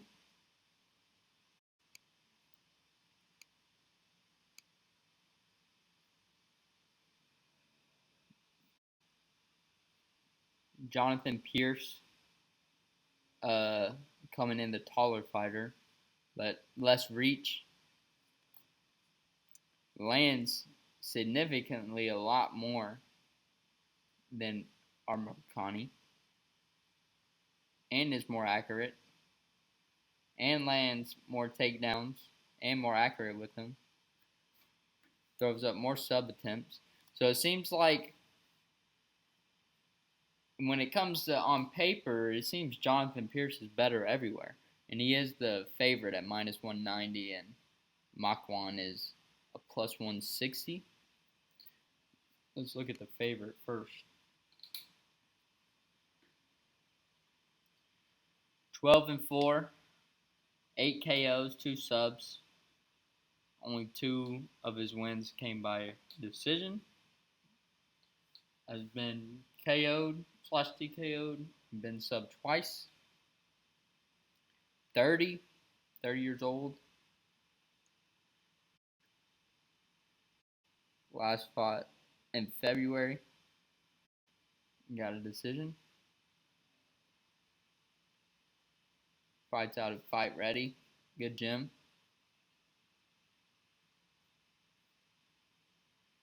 Let's go see if we can find Jonathan Pierce versus Rodriguez.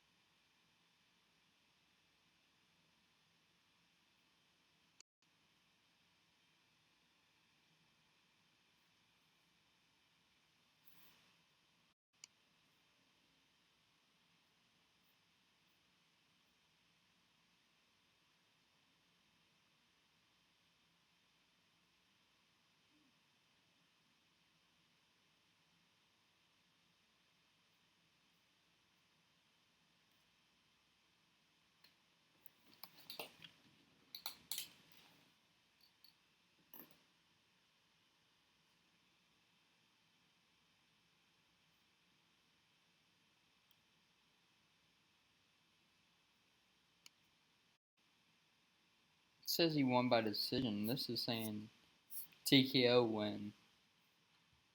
What?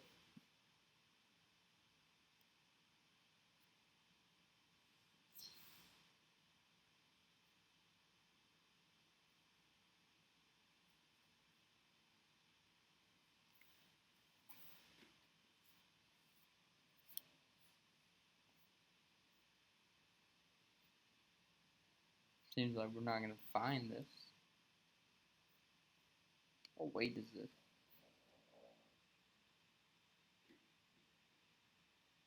Lightweight. 155.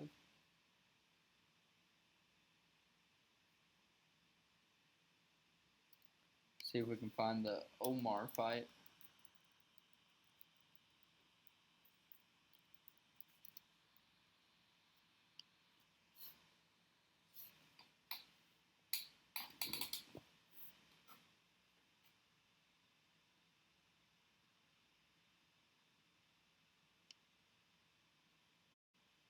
Featherweights, Jonathan Pierce 29, Omar Morales is 35.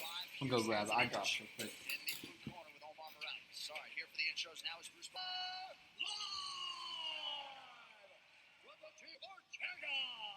And now, this fight is 3 rounds. A striker holding a professional record, 11 wins, 1 loss. Out of Miami, Florida, Boya Caracas, Venezuela. And now with 4 losses, he stands 6 feet tall, weighing Tennessee, Jonathan Jenkins, a referee in charge, Chris Tyoney. Broken jaw, he was assaulted essentially in the gym. It was like a cheap shop, and he was able to minus 150 favorite. And with that, UFC 260. And at 9:30 a.m. Pacific, 65, 170, right? Big, tough guy. And that's gonna be a normal body weight. Pierce looks more like a got balance when he got hit with that too. Little misstep there from Pierce. I swear I'm not crying. I just had to put these eye drops in for my eyes because they get dry. You look at Pierce and he's trying to bob and weave. Yeah, he can't find his way in. No, he can't find his way. If he finds his way, Pierce becomes a problem. Pierce fighting southpaw now. You see Morales wants to play the counter game right now. Morales is trying to time that check left hook. Oh my goodness. That jab out there. Because he's closing the distance, DC. Discouraging that you landed that big right hand right on the button against Pierce. But he's still standing on people when you land that clean. Or at least get some sort of reaction. Little left hook landed there. Here we go. Now he's chaining in some takedowns. On the high crotch here. Oh, there it is. Change to the double. Gonna be get to that far arm. See, that's one thing that refs so that your top half is more free to do the damage. As he does a great job of taking the bear hug, it secured another 10. He's got to try to It's control the underhook. He needs to turn towards the underhook. He's got to face it. Ball. Beautiful sweep on Morales. Holy smokes. misdirect. Third takedown unofficially for Jonathan Pierce. Beautiful job. Beat the underhook. Morales will continue to find his way back to his feet. Oh, yeah. He's got to watch these elbows, though. When you start throwing those elbows from the top there, You get taken down, right? So all because it doesn't work very often. You got to defend first, then strike second. But to get that pull to get you down, and you're going to maybe take a ride anyway. Yeah. Good jab. The striking on the feet, especially early in the fight, was all Morales, but then Pierce. I think if we see Mach 1 have any type of wrestling deficiency, that Jonathan Pierce is going to exploit that.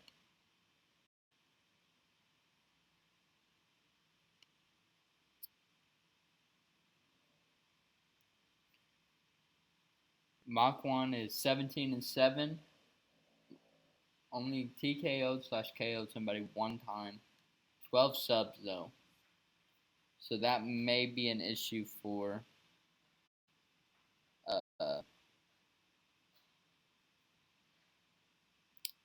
Pierce trying to take him down.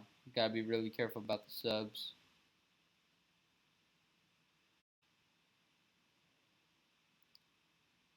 Beat Mike Grundy by sub.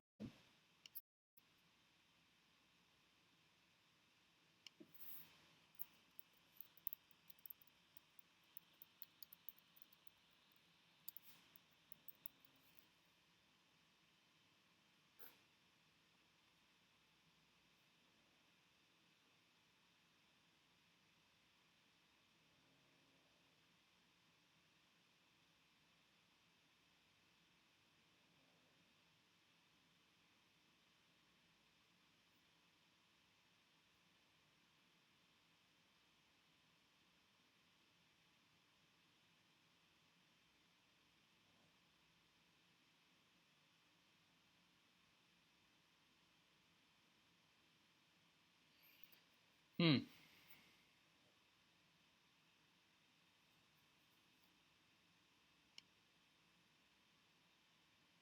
he's left his neck there, and Gotta be careful here.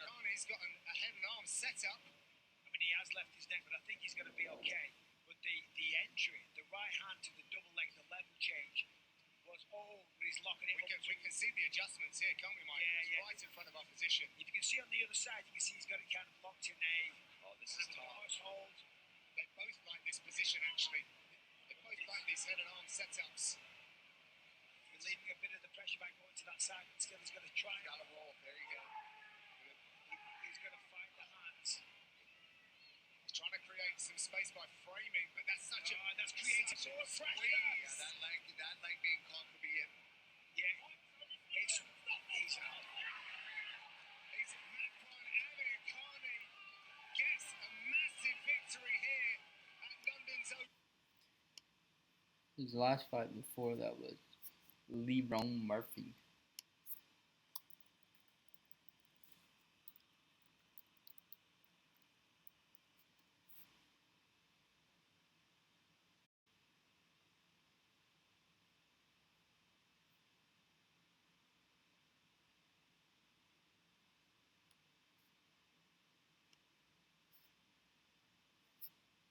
So in Lerone Murphy's UFC debut against Ubera Toluca.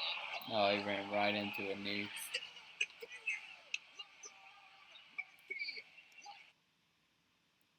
Going for his own takedown.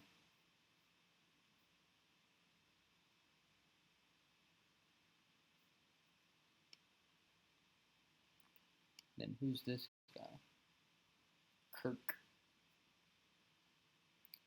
Kimula Kirk. It literally looks like the ref we saw earlier.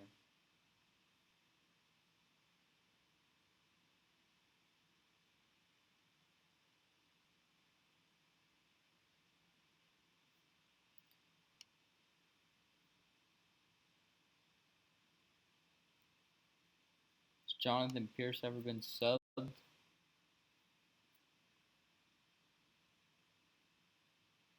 Can't remember.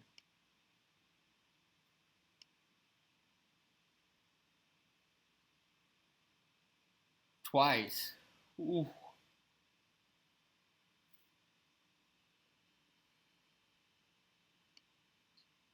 Been a while though. At least 3 years. Last time he was submitted was 2016. So it seems, and he's training at a place that gets you specifically ready for opponents. So I'm gonna have to take Jonathan Pierce on this one.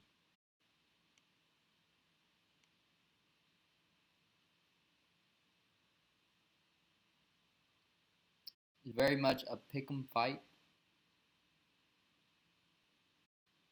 I don't think too many risks are going to be taken on the feet or the ground. Maybe more on the feet than anything. So if I had to guess, Jonathan Pierce by decision. Let's go look at the lines on that. Jonathan Pierce by decision is a plus 240. Straight up, he's a minus 205.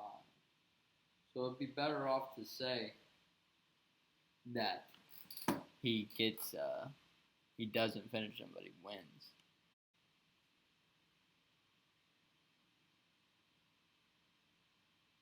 As long as Amir Khani has shown to be able to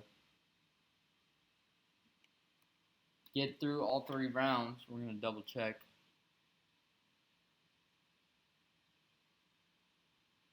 He's lost 7 times, but 4 of those have been by decision. So it honestly makes me even more want to say that he just gets controlled for 3 rounds, but doesn't get the sub. I'm sure he tries a bunch of sub attempts, but just doesn't get it.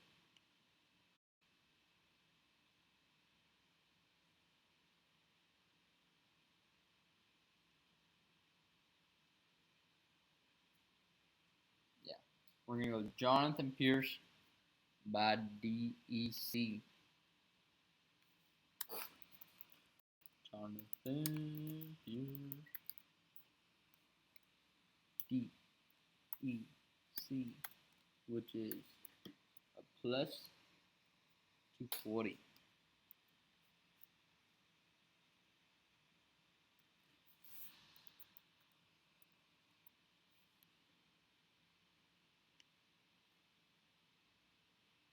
Next fight.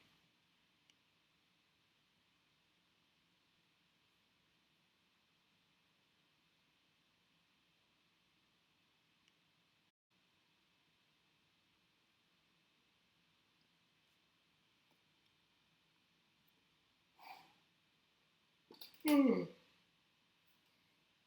remember Charles Rosa's one recent fight with Bryce Mitchell where he got twisted.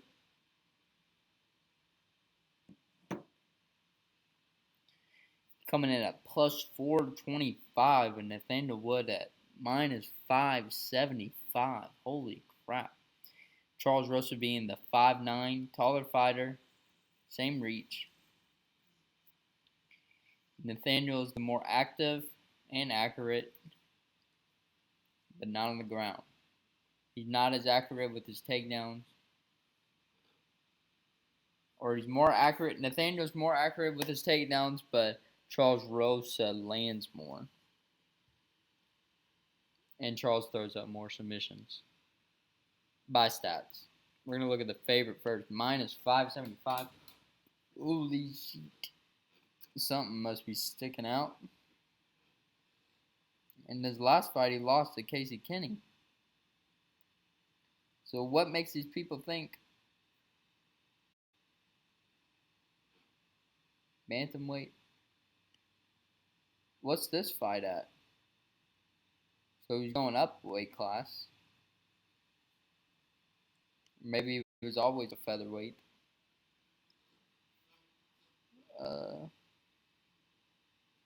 Don't know who that is.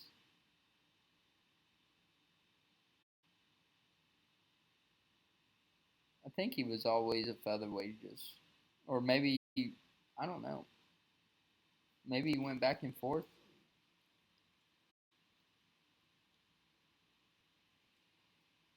(17-5), has 14 finishes, has been finished 4 times out of the 5 times the loss. Tough dude.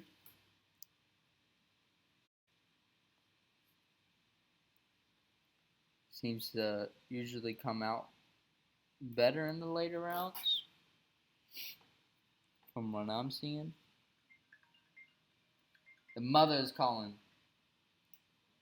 Hello? I'm good, how are you? Yeah, I'm fine. Alright. Yep. Alright, love you. Bye. I think my mic, okay. Making sure my mic's still working.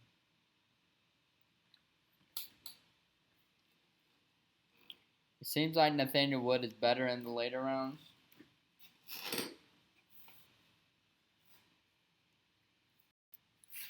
Because he has, look, a 3rd round finish right here. Second round. He got knocked out in the 3rd, but it was 16 seconds into it. He has some 1st round finishes too. Another 2nd round. 3rd round. Decision win.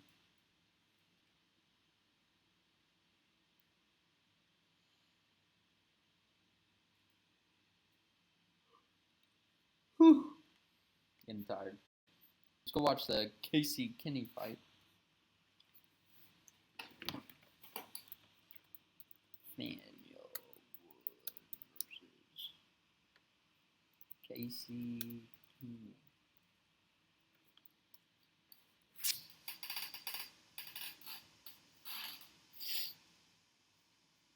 Nose is running from those artificial tears.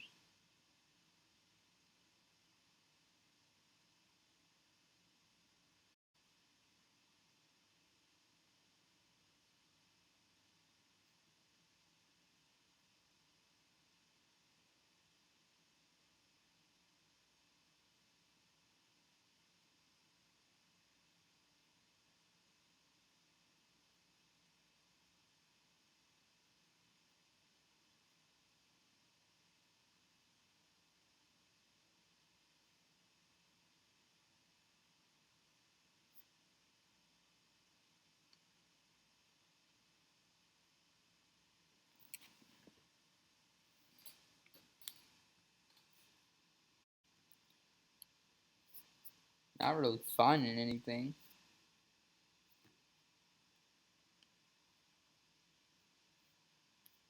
Want to find the fight.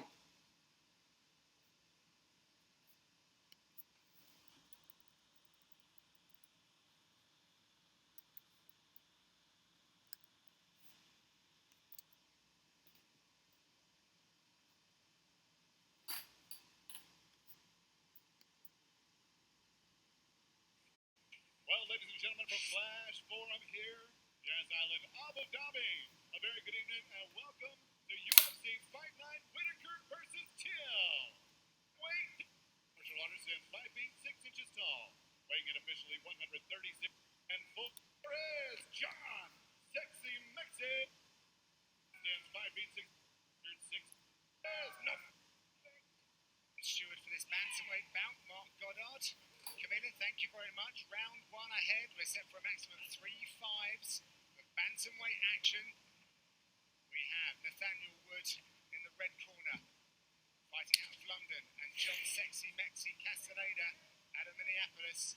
He wears the whites, Nathaniel wears the black. Straight into it. Castaneda came in looking to steal Nathaniel Wood's thunder. Wood is expecting a fast start from Sexy Mexi. Footwork straight away by Nathaniel Wood, and that long right hand that he was using against John Dodson so well. Yeah, Wood told me he believes that Castaneda's going to walk onto that big right hand at some point. Reckons it could be the weapon that puts him away tonight. Lots of proof for Castaneda coming into this one. Obviously, a decision on the Contender Series, didn't get in that contract that he wanted. Now he's going to want to finish in this debut. Comes into his debut with 21 pro fights in his back pockets. That's uppercuts there from Wood. Good punching exchanges to start with. Nice front kicks in the midsection. Castaneda's trying to counter with that long right hook. Inside low kick. Comes over the top. This southpaw orthodox, these guys are going to be battling for position the whole time here.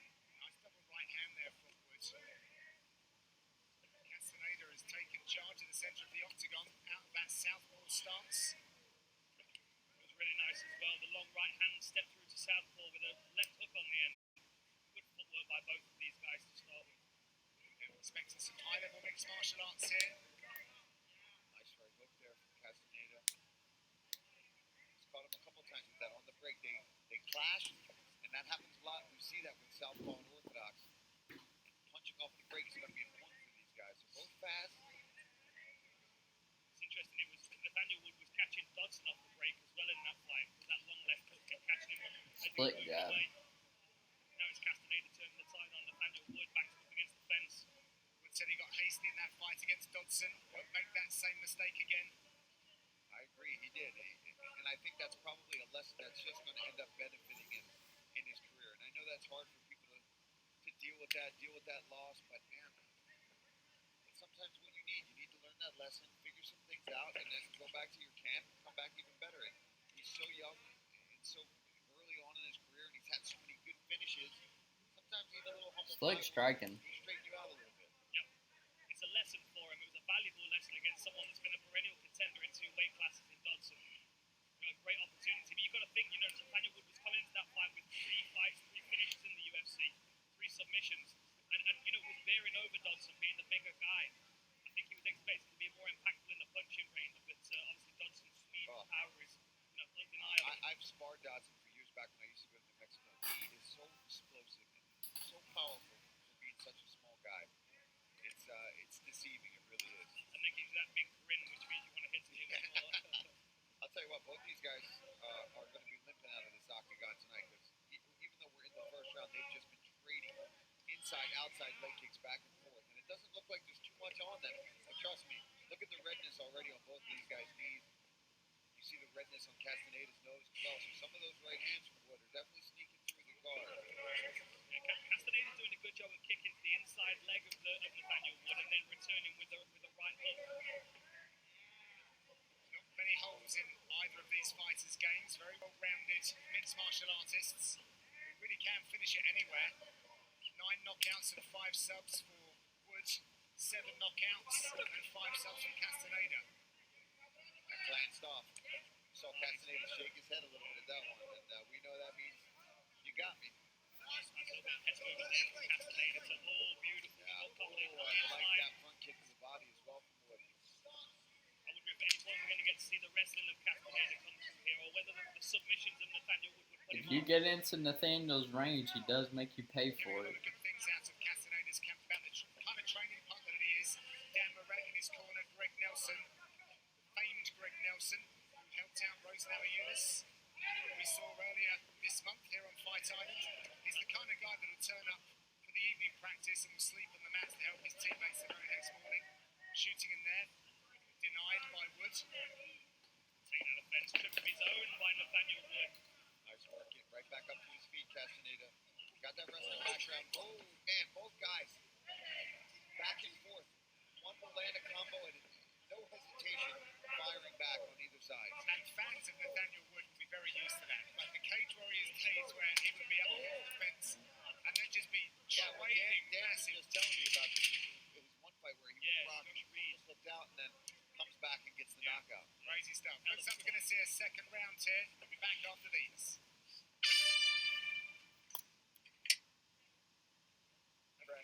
Hey, move jabs and kick on. Back in.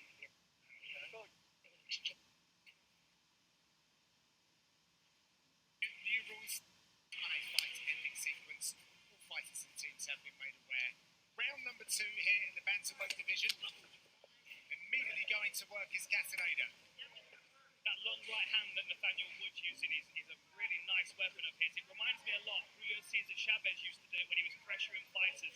He'd lean forward with his back shoulder and then just pop that right hand straight through. Not very telegraphed. You've got to watch getting into these exchanges. Something Brad Pickett said in the corner. He's swinging hard in these exchanges. Got to be careful inside. Nice fade back there by Castaneda to get out of that and then pump straight back in. Come on. That's one of the things we're seeing him do so well, and that's what had Brad Pickett concerned was these exchanges in the pocket, in close. You see Castaneda's really loading up on those shots to look for the chin of Wood and get him out of there. But so far the defense is holding up, and both guys, what I love from both of these men so far is they're not waiting around. If they get hit with a shot and they're in range, they fire right Yeah, back. these guys are firing a lot of leg kicks at each other. From Nathaniel Wood there, moves the lead leg of Castaneda, who's now jogging after him. Footwork by Nathaniel Wood making him chase a little bit. Castaneda's doing his best work on the inside though in these exchanges. For that elbow. Nice jab by Castaneda. And that's what they wanted, John. They were talking, they wanted to double that up, step off to his right, and throw his left hand down the middle. But that's the battle here between these two guys. Remember, you've got an orthodox fighter. He's going to be looking for the right hand, and that's Wood. And Castaneda's got to angle off to Wood's left side and try to fire down the middle. But he's getting caught trying to exchange with these hooks on the inside. There it is. Yeah, something we saw a lot from Castaneda in his Dana White Contender Series fight and before as well is how busy his left leg is. He fires that kick to the body and the head. He's caught Nathaniel Wood a couple of times on the guard to the head. I'm surprised he's not started working the body yet because Nathaniel Wood's elbows are kind of flaring a bit. There's a midsection there that could be capitalised on. Castaneda looks like quite a tricky guy to prepare for when you consider Wood was originally preparing for Habib Nurmagomedov style opponent. This was a change to see Castaneda come into Fight Island. But he actually does fight quite similarly to Wood, but out of that southpaw stance. Yes, yeah, very similar. Very similar. Nice adjustment of the hair there by Nathaniel Wood. Looking good. You've got to put it right. Yeah, absolutely. He had a good 9-week camp back in London, lives with his dad, who is a long-time martial artist himself. They worked a lot of fundamentals that he thought were missing going Sure, it's gotta be annoying for him to keep moving his hair. Nice work there. That all started with going to the body and to the inside leg, and he's doing that over and over again, prodding that body, getting, I think a cut is open, or is that his hair? Yeah, that is. No, it opened him up. That left hook opened him up clean. Yeah, that was a smooth combination there. Lovely boxing by Wood. Really nice stuff. Not overthrowing anything, just tight. Brad Pickett would have been proud. He's in his corner tonight. His long-time mentor as well. Ashley Grimshaw to look after the jiu-jitsu. We saw Wood be able to take him down at the end of the first. Now Castaneda popped right back up, but here he is going for it again. And we've seen the submission skills from this kid, so not a bad idea to mix things up, especially after landing such a nice combination on the feet there. I feel like we got a pretty good idea of how Nathaniel Wood's game plan works. Now let's go watch Charles Rosa's fights.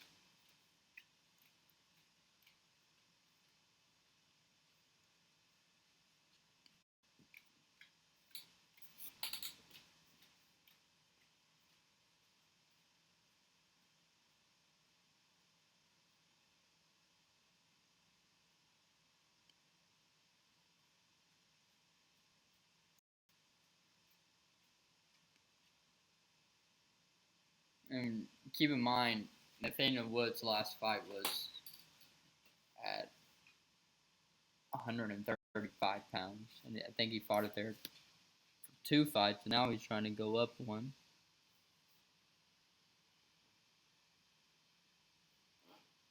Against the 35-year-old vet in Charles Rosa, 14-7. He's only been finished once, and it was by KO/TKO. That was not anytime recently. It was against Shane Burgos in 2017.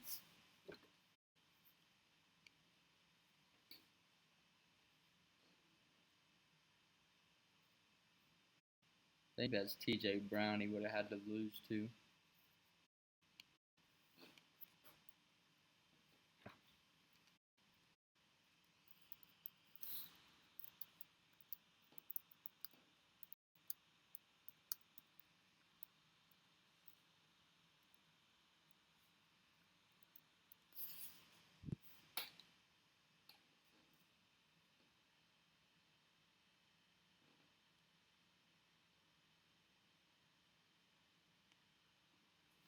Y'all want to go outside?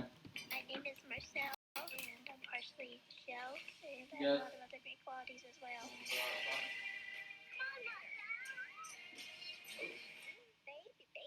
Marcel the Show. Now playing in theaters everywhere.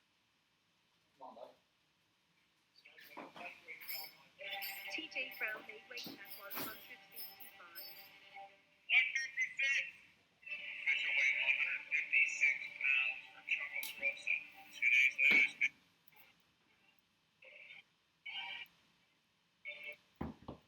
That's it. This is bullshit. Number one bullshit.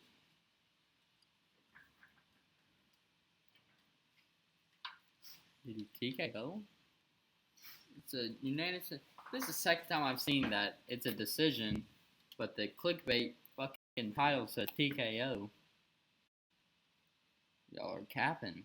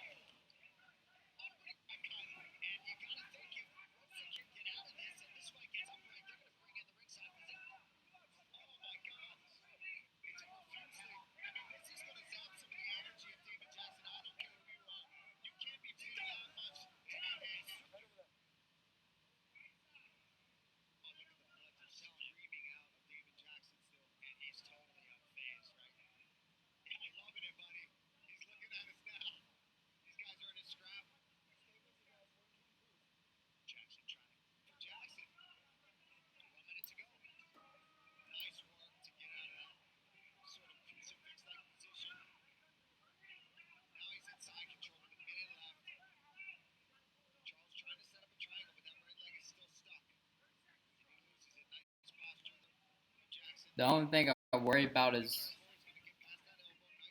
Wood being undersized.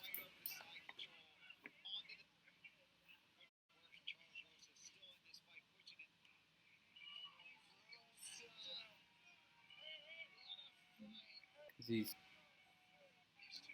3 inches shorter.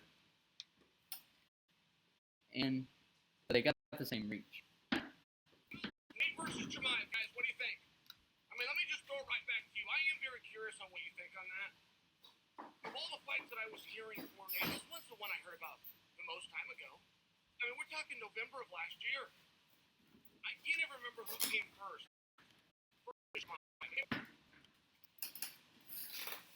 If we have to take it based on just what we know, which is not that much because YouTube doesn't give us hardly jack shit.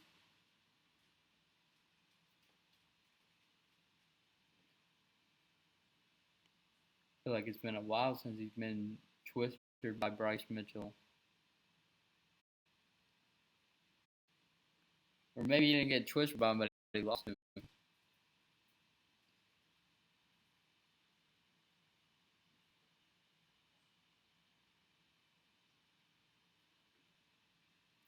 Tends to always be a crazy fight with him. If I was to be, what's the over on this?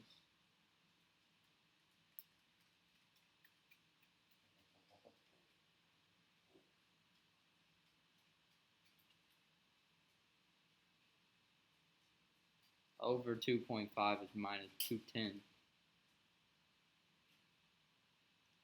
Under 2.5 is plus 170.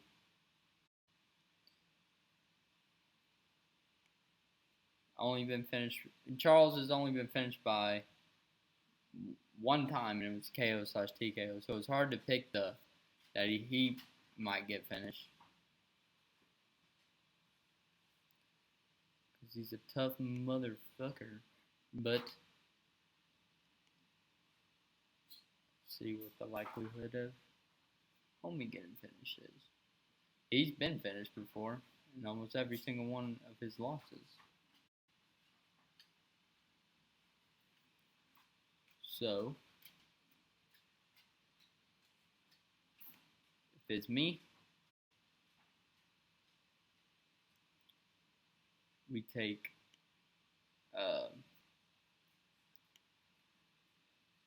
shoot, I don't even know. I'm thinking like we just take the under 2.5 on this one. But then it wouldn't be bad to pick Charles by decision either.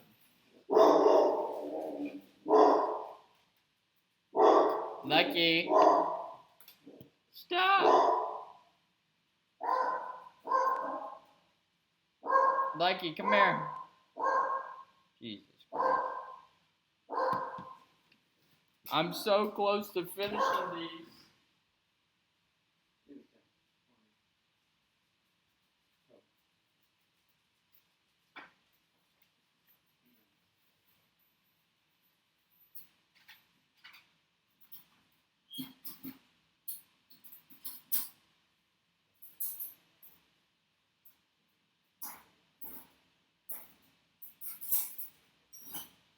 Now I know.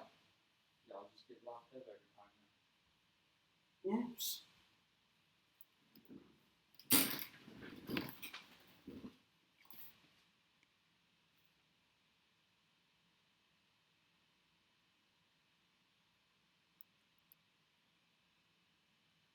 And 11 of Charles's wins have been by finish. I don't know. I think we take that they don't make it out of there. And over 2.5. I think we take the under 2.5 at plus 170.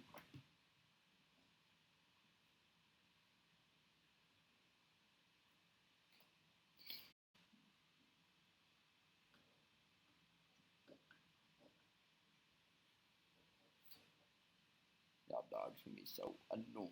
I swear to God. Yeah, that's what we're going to do. Guys.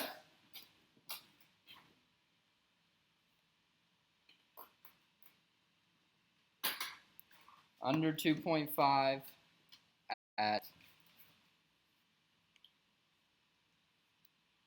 plus 170.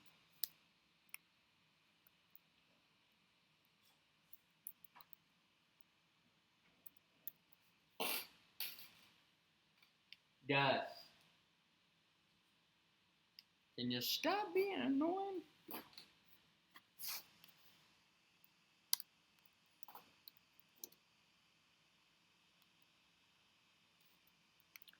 Under 2.5.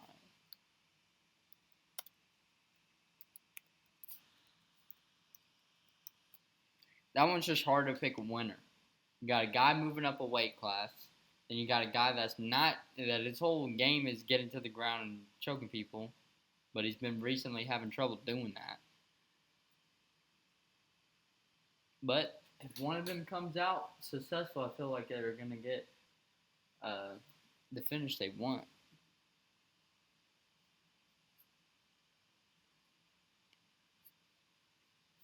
Because more often than not, when he loses, it goes to decision. But when he wins, it's usually by finish.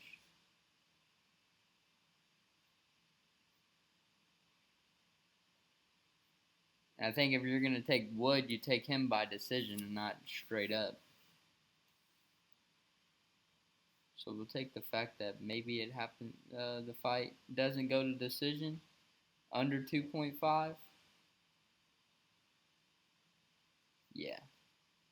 Fuck it. Fuck it, man.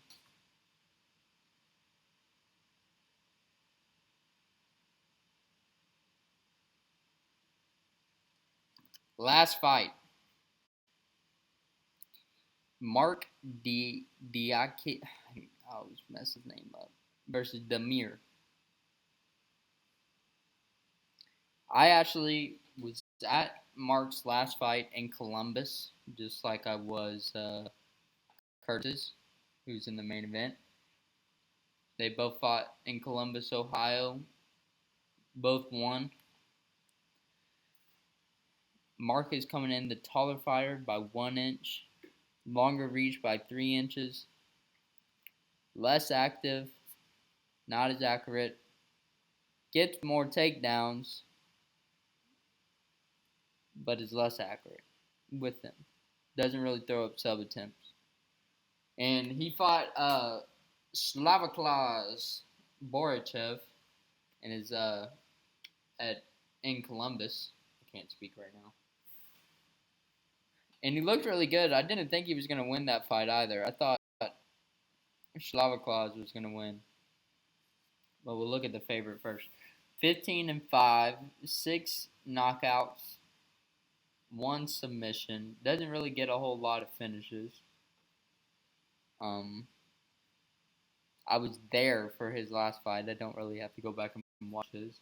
He just really out-wrestled Slavoklas. Made him look amateur in the wrestling department.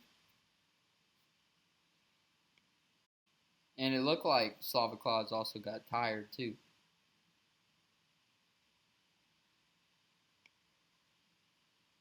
Let's look at this guy.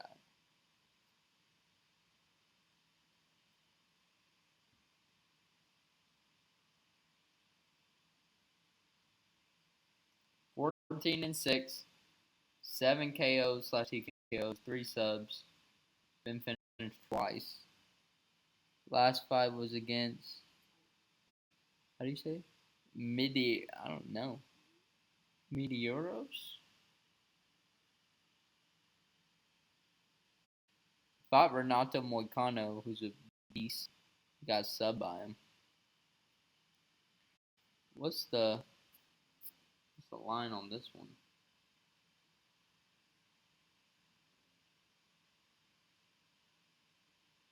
Mark is coming in at -400.